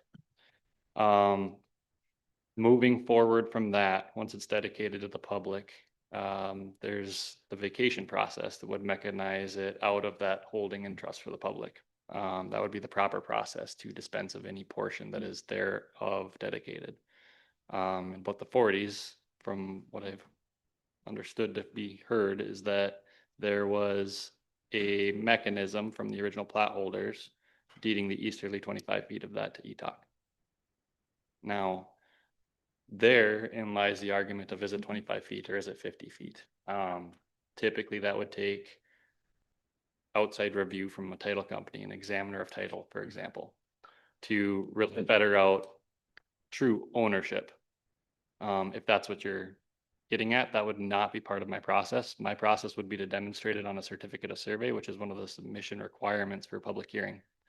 Just depict where it is, how it is in relation to both a 25-foot or a 50-foot corridor, so that the proper planning agency can vet that approval, potentially put conditions on it, or if it's an IUP that seems reasonable to those higher authorities than staff, being myself, that IUP could be tendered for a year, 2 years, 5 years for the first term, whatever is the agreed upon thing from the planning commission.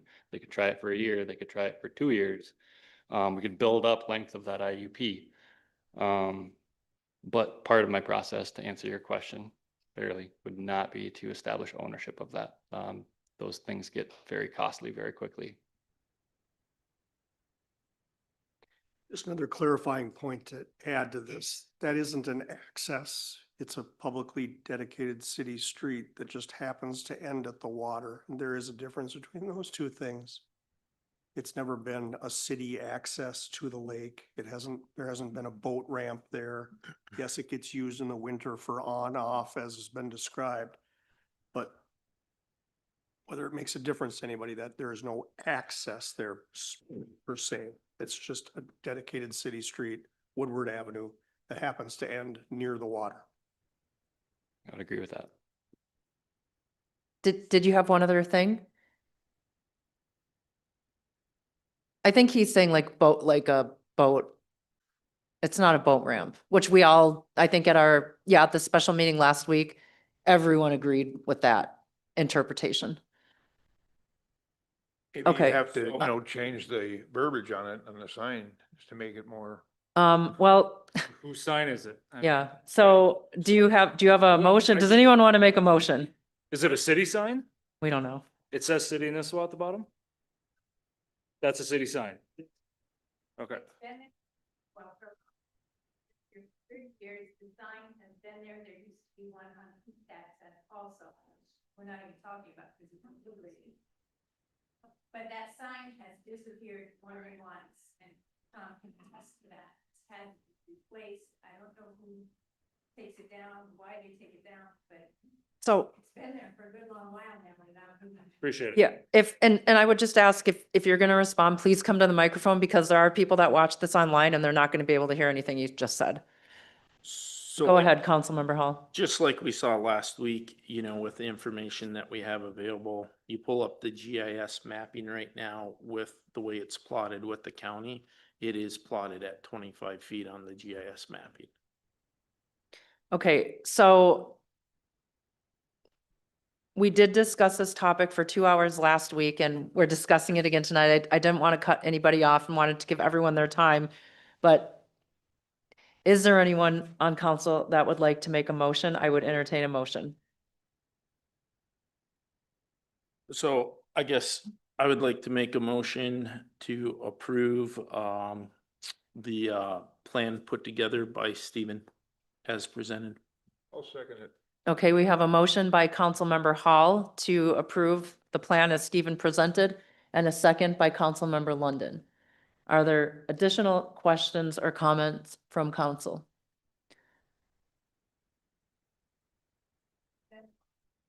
Yeah, the motion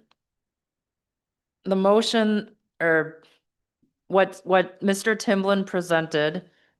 Do you want to just give the high level, Stephen? It's to allow the shed and it's to have the barricades, but the city would take responsibility for the barricades, not Grandview.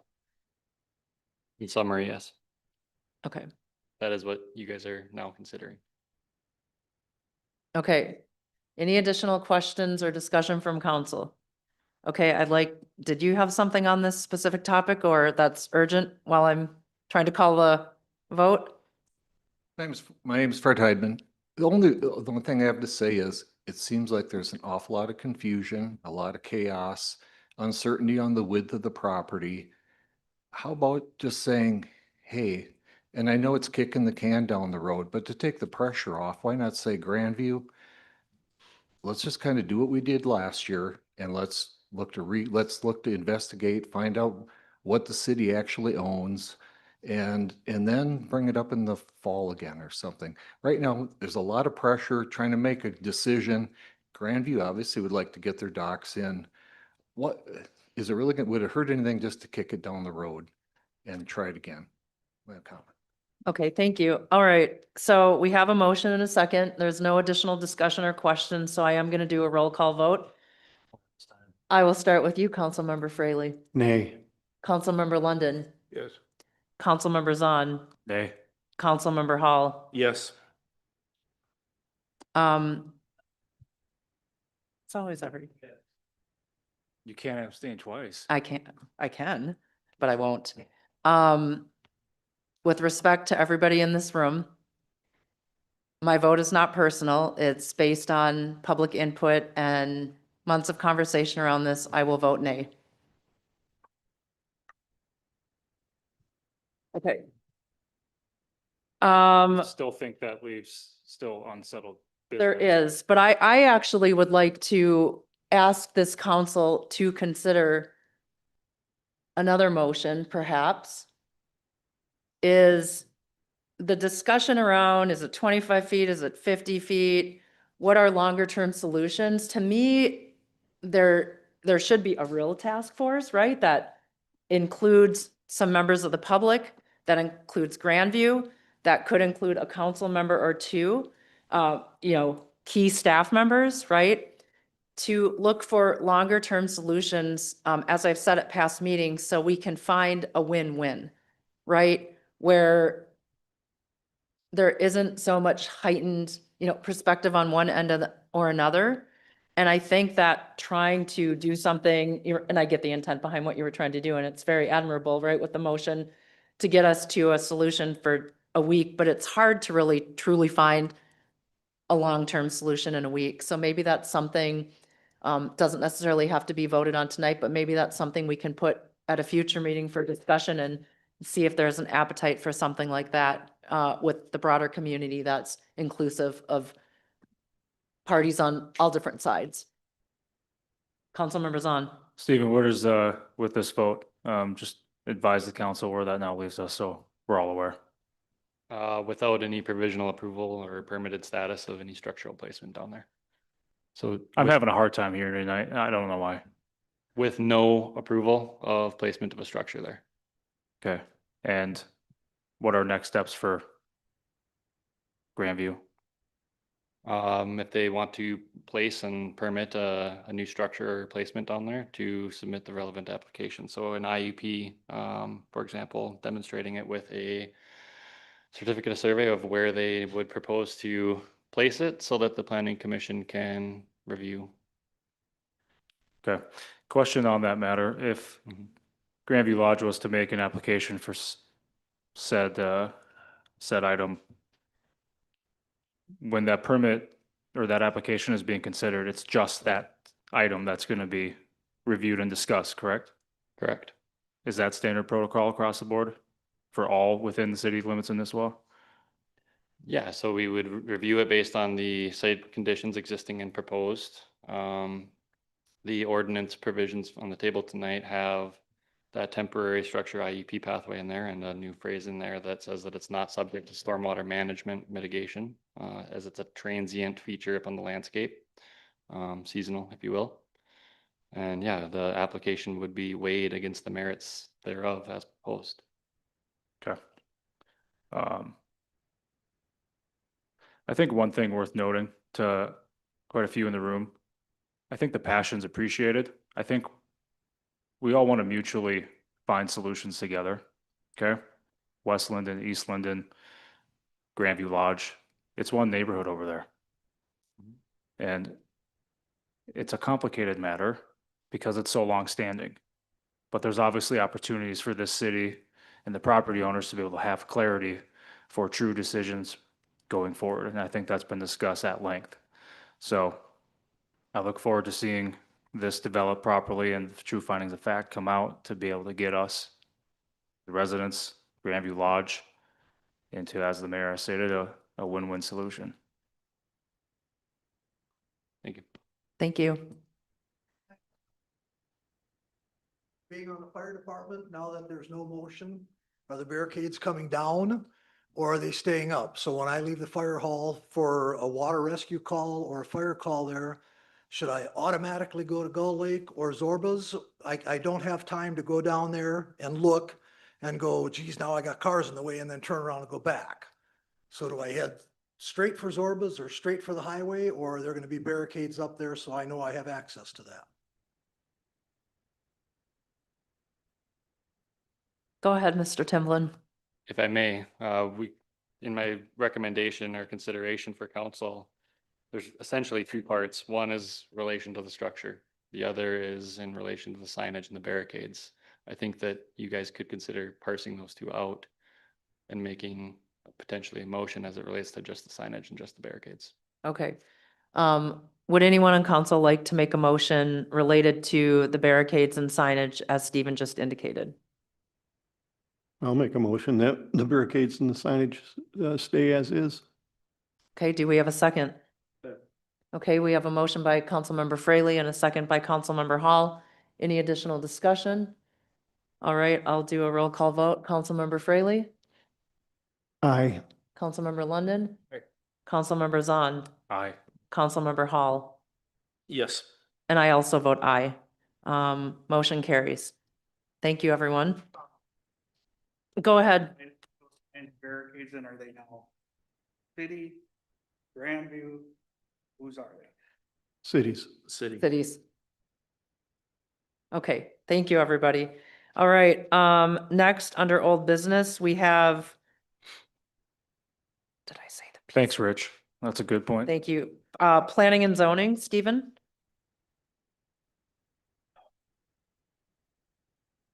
Zoning violation complaint. May I also note, I'm not sure, did we pull the Hills Crossing ones off the agenda by chance? I'm just curious. Pardon? I can't hear you either. Did we pull the sorry, it's low. Did we pull the Hills Crossing? one? No, we didn't, but I thought it was pulled, so I think I added it and said that would just be last. Okay, all right, thanks. All right, so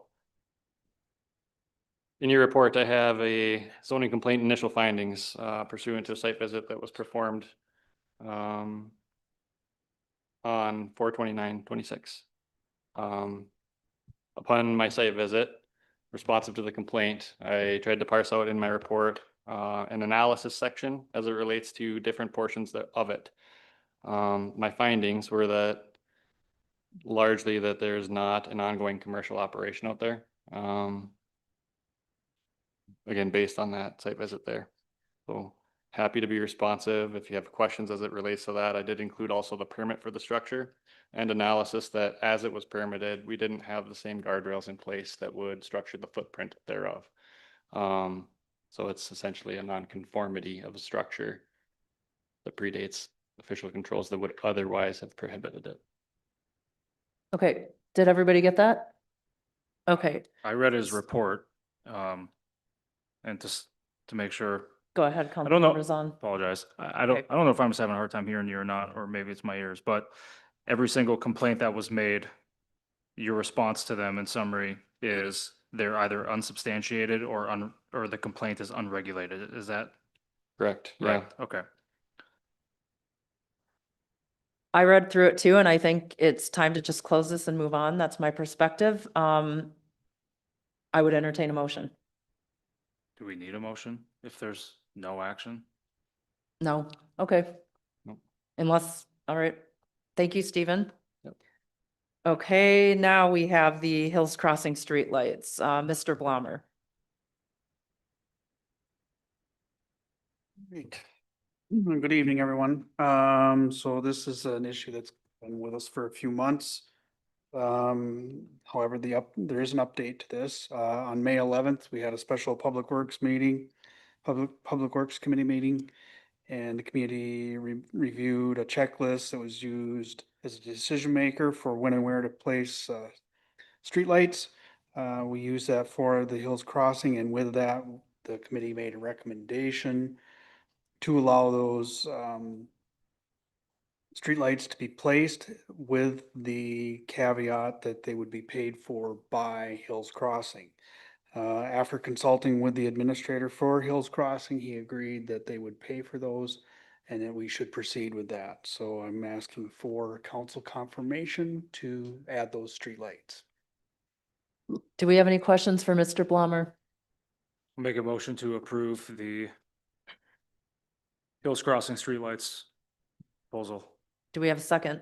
I'll second it. Okay, motion by Councilmember Zahn, second by Councilmember London. Any additional questions or discussion? All those in favor signify by saying aye. Aye, opposed? Okay, motion carries. Thank you. Thank you. All right,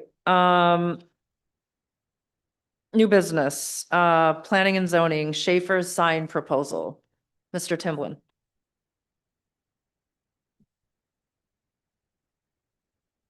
Thank you. I'm gonna try to speak as close to this as I can moving forward here. So Andrew Schaefer has provided a survey depicting and proposing a freestanding dynamic display sign. The placement as depicted on the survey is on the subject property. However, it's in an area encumbered by the Smiley Road right-of-way. Andy has requested that concurrently with application submission for a CUP for this sign, that he weighs in with city council as it relates to dispensing with the right-of-way aspect as it comes forward. Very similar to the other because it involves area that is in that corridor. It would be my recommendation to have the planning commission function in an advisory capacity to this, subject to your guys' concurrent approval thereafter. So almost a condition on the CUP if recommended by planning commission, that you guys also weigh in on it and execute an agreement that I've laid out in my staff report. Happy to field any questions. Andrew is here as well to talk about his proposal. Does council have any questions for Stephen? We'll start with you, Councilor Hall. This sign that you're speaking of, it's the pre-existing location and sign that's always been out there. In my time here, I've not seen a sign on that island. On the island? Is it in replacement of the existing one? No. No, this is replacing the really old one that used to be in the median next to the payphone. Right, yeah. Yeah, There used to be one out there. Yeah, there used to be one out there, but it's not replacing Spirits. Right, but there was one there. Back Correct. in the day, yep. Right, Back when there was a payphone. right. That's what I was asking. Okay. Okay. Any more questions? Councilmember Zahn? Councilmember London? Well, as I understand it, this sign is in replacing an older sign, correct? It sounds like. There's nothing currently there, but there used to There be. used to be one Yeah. years ago, yeah. Thank you. Councilmember Fraley? No questions? All right, I would entertain a motion. I'll make a motion to accept the sign proposal and action as submitted. I'll second it. Okay, we have a motion by Councilmember Hall, a second by Councilmember London. Mr. Schaefer? Just before it goes through, I was proposing the 2-post and I have pictures of 2 and 1 post. Just for clarification, I left those both in there, let you guys decide. That it was brought up, being able to see around it and for traffic. I would rather have 2 supporting it, but if you so choose to have just 1 for traffic sight, that's something we could do.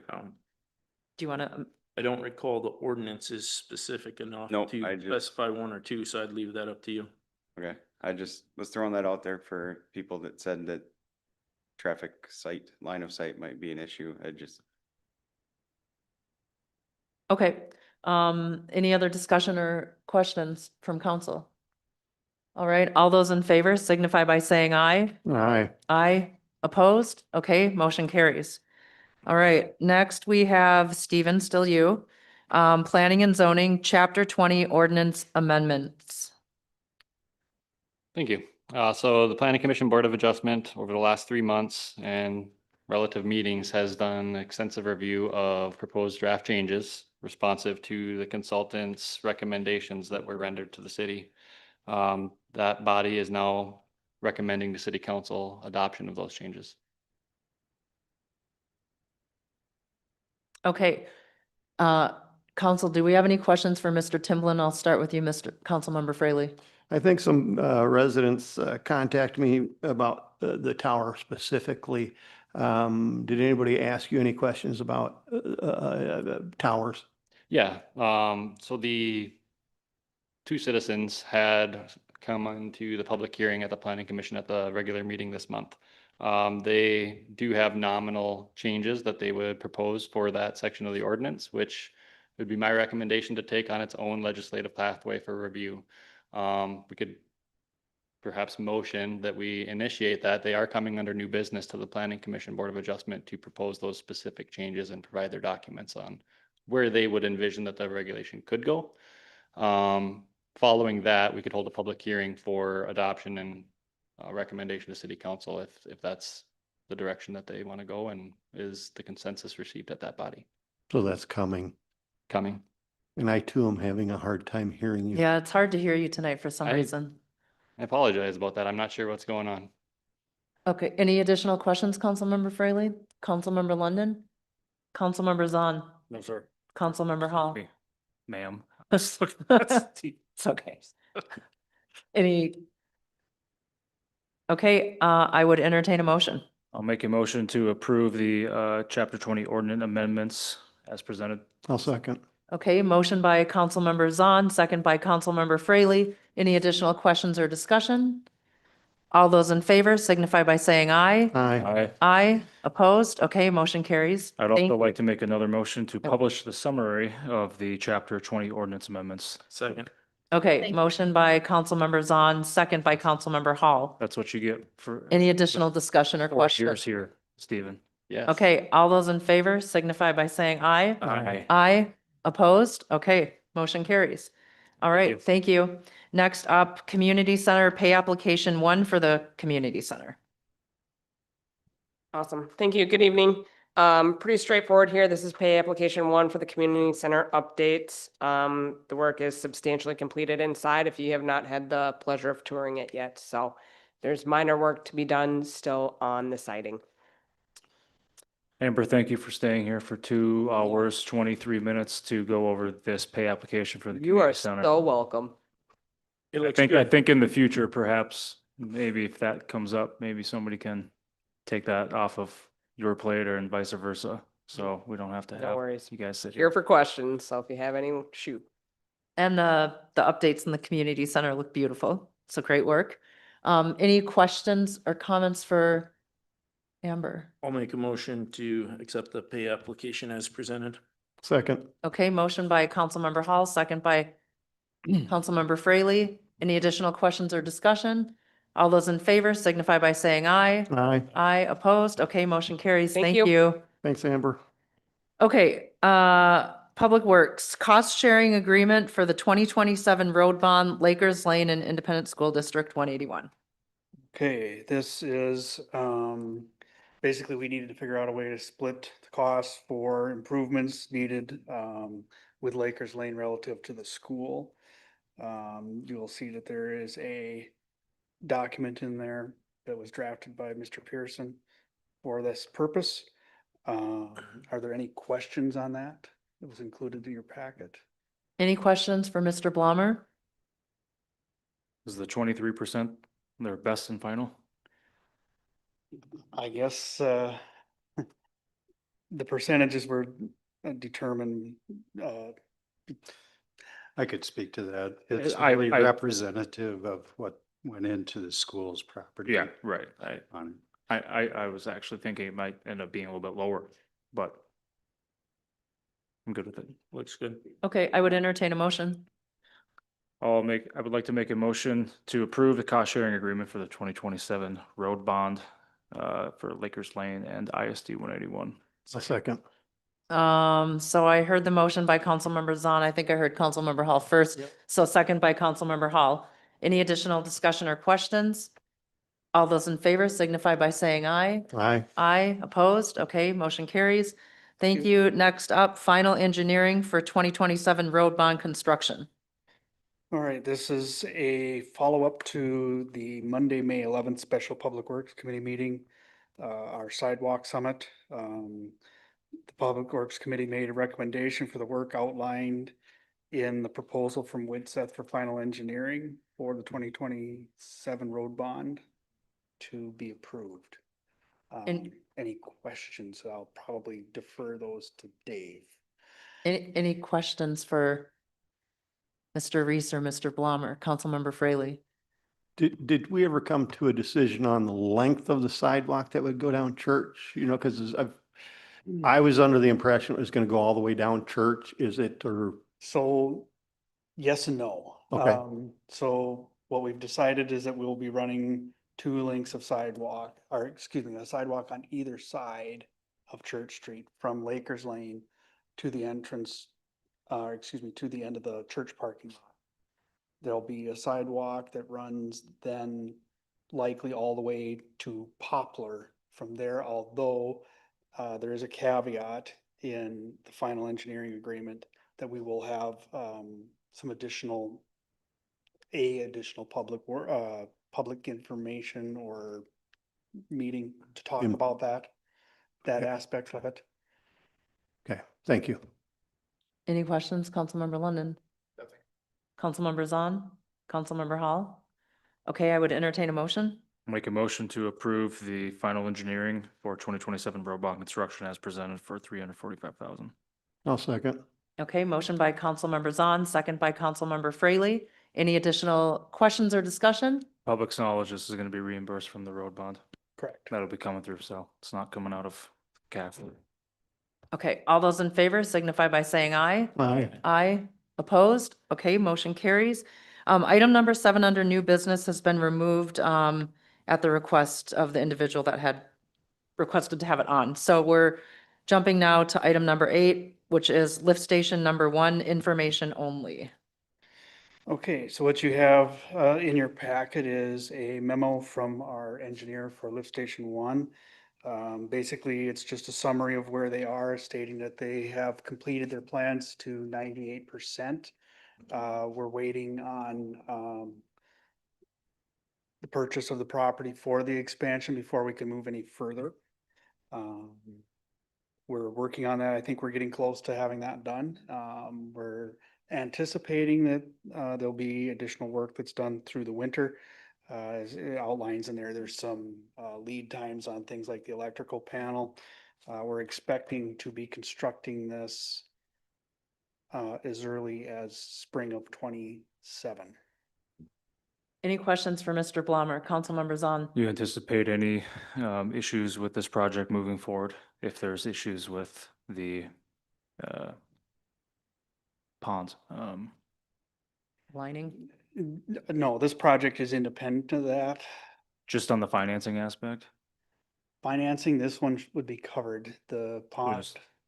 so I probably, if you'll allow me, I can give you a quick update on the. That'd be great. ponds, if that would be helpful. So we've discussed this a little bit.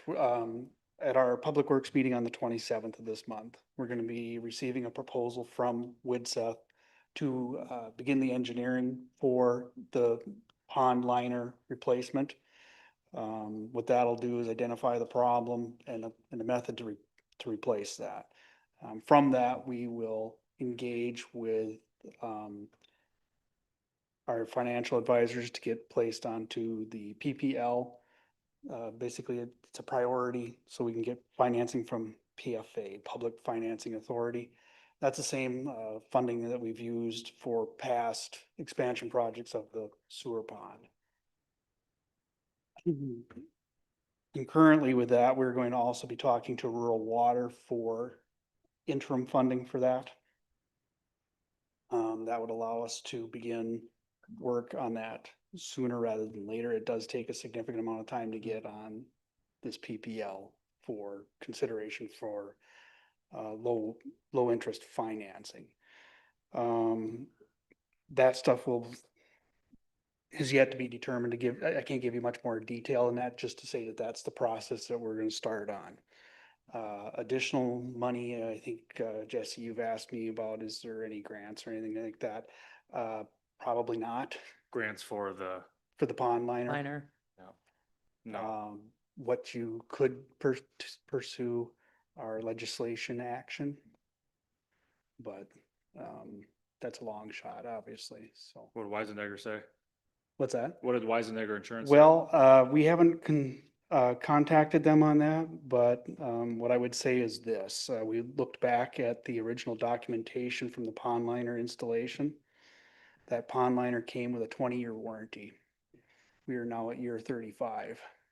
It's 15 years. Yeah. So I guess what I would say to that is I don't think anyone would warranty that or insure that past its life expectancy. Well, it's no different. I mean, just like consideration of a professional liability policy. So there's some coverages for additional times or monies that are going to have to be expended to perhaps even say find a solution. If there's any considerations, it might be worth a phone call, perhaps. We can give them a phone call. Okay. This is just information. Yeah. Okay. Any other questions for Mr. Blommer on this? Otherwise, we'll move on to the next item. Okay, item number 9, remove Cole Johnson from probation status. Yeah, so Cole was hired on October 15th of 2025. He was eligible to be removed as early as April 15th. I should have brought that forward then. I apologize to Cole. However, he has done outstanding work for us. The staff loves him. Been fantastic addition to our department, and we fully recommend his removal from probation status. I'd be happy to make a motion to remove Cole Johnson from probation. Sorry about that, Tom. Okay. Motion by Councilmember Zahn, second by Councilmember London. Any additional questions or discussion? All those in favor signify by saying aye. Aye. Aye, opposed? Okay, motion carries. All right. 2026 Go Street Reconstruction Resolution. Mr. Blommer. Think I would defer this to our financial advisor, Heather Casper. Oh, sorry, I didn't see you there. She's been waiting the longest. Yeah. Sorry to keep you waiting. Go ahead. She should have been no. at the top of the list. Yeah, thank you, Tom. Mayor Carnahan and members of the city council. Thank you so much. Right, the next thing on the agenda is the resolution, which would be, I'll just read it officially. Resolution providing for the issuance and sale of 3,645,000 general obligation street reconstruction bonds, series 2026A, and levying a tax for the payment thereof. You should have some updated information in your packets. I believe Jane printed out for you the updated resolution. What you had in your packet prior to the meeting had blanks. And also there is a recommendation letter from me from PFM. So the city had a bond sale this morning. Bids were received at 11:15 this morning. And there were 4 bids for the bonds which were received. And on the first page of that letter outlines the lowest bidder was from a company called Robert W. Baird and Company. And there were 3 other bidding firms. So the sale was very successful. the rates bid on the bonds. You may recall at the workshop on April 21st, we provided some information, and the results received today were better than those estimates.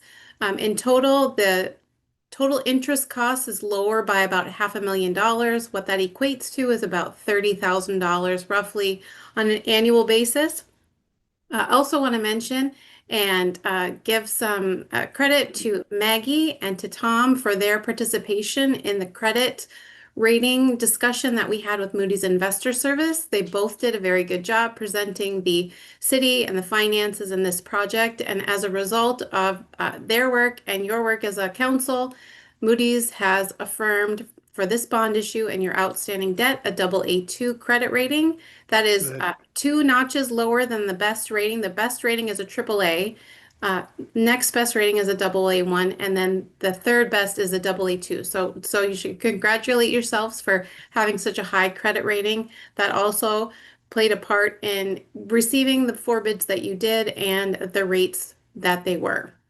So what we have again for action, we will need a roll call vote tonight, and I would recommend that the city award this bond issue to Robert W. Baird and Company and pass the resolution that is before you.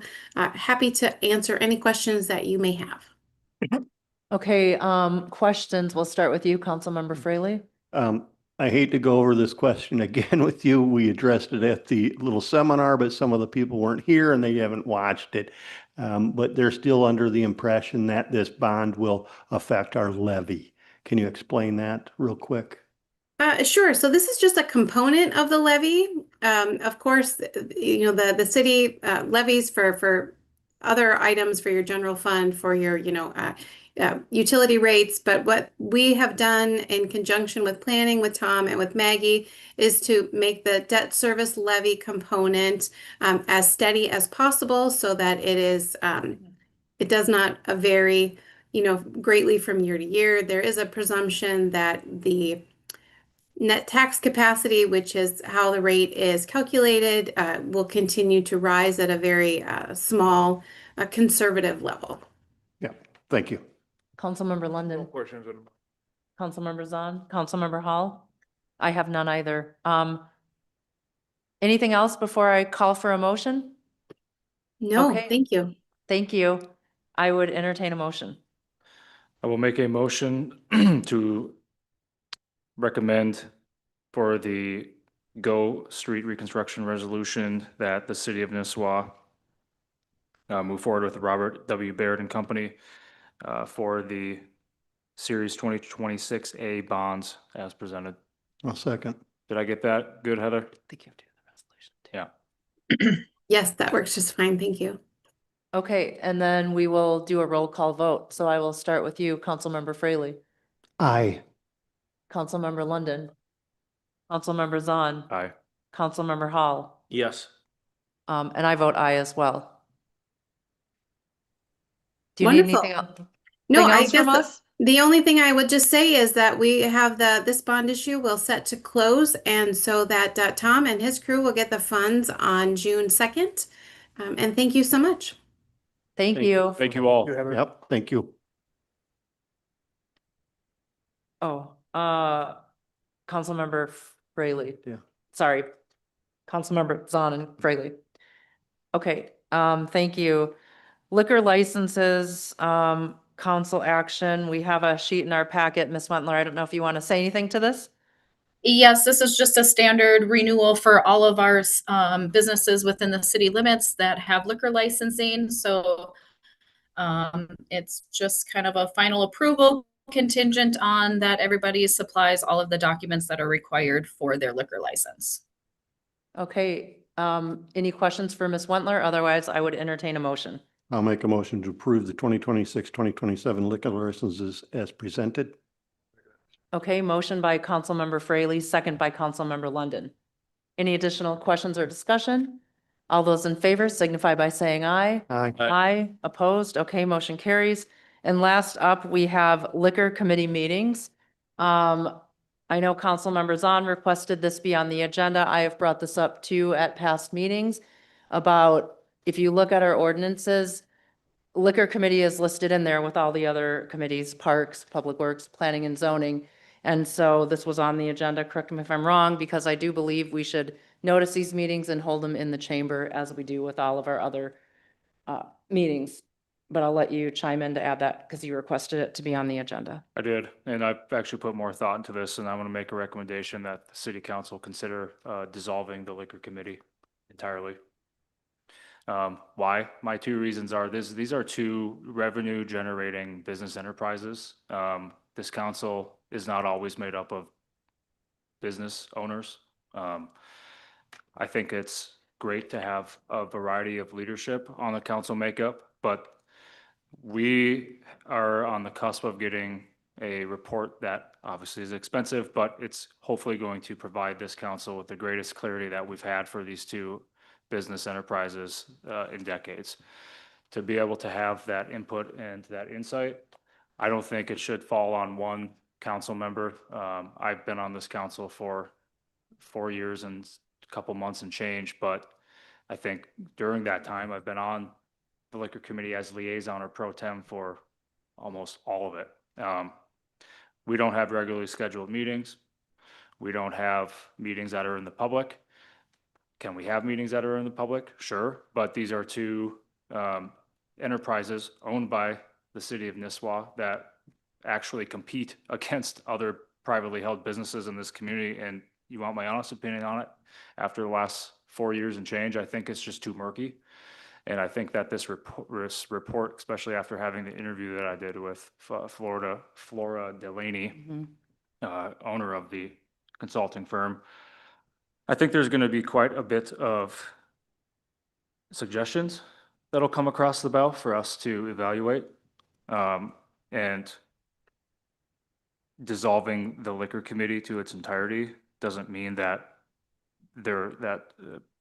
Spirits in Nisswa and the Pickle Factory are not going to have support, or they're not going to have leadership or guidance. I don't own a restaurant. I don't know what I don't own a bar. I don't own a liquor store. It's a totally separate industry than that I have zero experience in. I build solar farms. Okay. I'm confident that the suggestions that are going to be coming forward from Delaney are going to provide better clarity and structure. So that being said, I'd be happy to make a motion for the consideration of this. And I'm also going to say before I make the motion, I have not talked to Terry nor Brian about this, so this will be catching them off guard. So if you guys want, we can absolutely take some time to be able to consult with them and have another liquor committee meeting before sunset's considered. Sunsetting the committee is considered, but perhaps open for discussion. Do you want me to start with you or? No, I'm all for dissolving the committee because like you say, I mean, it might meet every 3 months. It might meet once a year. I mean, it's there and there, but yes, I'm all for that. Okay, Councilmember London, your thoughts? I think the committee it's a good thing, but can be used as needed as well. But going forward, I think they've done a good job, and you want to dissolve it, that's fine. Councilmember Hall? Yeah, no comment. Okay, my comments would be, I actually am in agreement with council members on. I think that the liquor committee, it's not consistent. It meets inconsistently, and unlike our other committees or commissions, it doesn't involve or include anyone from the public. These are two revenue generating streams, and I also met with Ms. Delaney and Mr. Blitzer earlier this week about the assessment they're doing, and I do think we are going to get some very impactful, strategic, and important findings next month. So I would also be in favor. I mean, are we interested in making a motion tonight, or do we I- out of respect to consult with, or not to consult, but to speak to those two managers, perhaps Maggie as well?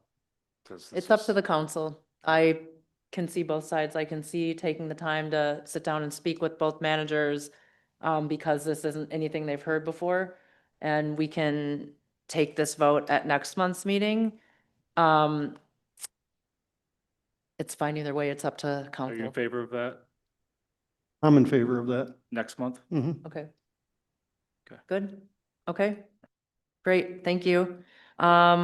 Last up, we have council liaison report. Can I speak on that? Oh, go ahead, Mr. Schaefer. So, the whole point of bringing that up was to have an open meeting, if you do have another meeting. So if you're gonna meet with them, and you were supposed to vote on whether or not to do something there, weren't you? On the agenda? Council motion? So I feel like you guys should vote on something, whether or not to have them open or closed. And I agree dissolving would be good because I had a meeting with 3 of you. And then 2 of you changed your mind when it came to the vote. So why not have these open so people can hear what's happening? Yep. Okay. That being said, I will make a motion to dissolve the liquor committee. Second. Okay, any additional discussion or questions? We have a motion by Councilmember Hall, a second by Councilmember Zahn. All those in favor signify by saying aye. Aye. Aye, opposed? Okay, motion carries. All right, last up here, we've got council and liaison reports. The only update I have right now is last night I held a straight talk with the mayor over at the Legion. There was a great turnout. Lots of topics were brought up. I have not had time to put it into a summary. I'm going to work on that. Probably won't get to it until after Memorial Day, and then I will get it to staff so that council can all see that. Council reports. Councilmember Fraley? I have none. Councilmember London? I'd like to also recognize our fantastic fire department, the sacrifice they made, their families and stuff, and the danger they encountered over there. They did a great job in that. And a lot of people in the area are talking about it. And also the generosity of people in our community. Emma from the A&W, the Rafferty's, the Lakes Area Heroes and the American Legion took good care of our firefighters. And I'm very grateful for all that, and they deserve a good thank you. Thank you. Absolutely. Councilmember Zahn? I do have one motion I'd like to make for consideration. I just happened to somehow stumble across the agenda for the city of Cross Lake, probably because Mayor Perverse is always over on social media sharing everything. But I saw something on his agenda that I thought was potentially worthwhile for us to consider as a council. They actually have their open forum and council reports flip-flopped. So they have they have this specific council reports and liaison reports after the consent calendar and open forum towards the end. Is anybody interested in entertaining that in the future? Yeah, it's fine. Okay, I'd like to make a motion for that. I'll second. Okay, motion by Councilmember Zahn, second by Councilmember Fraley. Any discussion or questions? Okay, all those in favor signify by saying aye. Aye. Aye, opposed? Okay, No. motion carries. Report. Any report? No.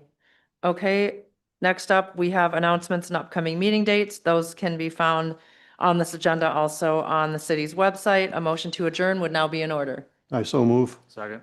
Okay, motion by Fraley, second by Councilmember Zahn. All those in favor signify by saying aye. Aye. Opposed? Okay, meeting is adjourned. Thank you, everyone. Thank you. Have a good night.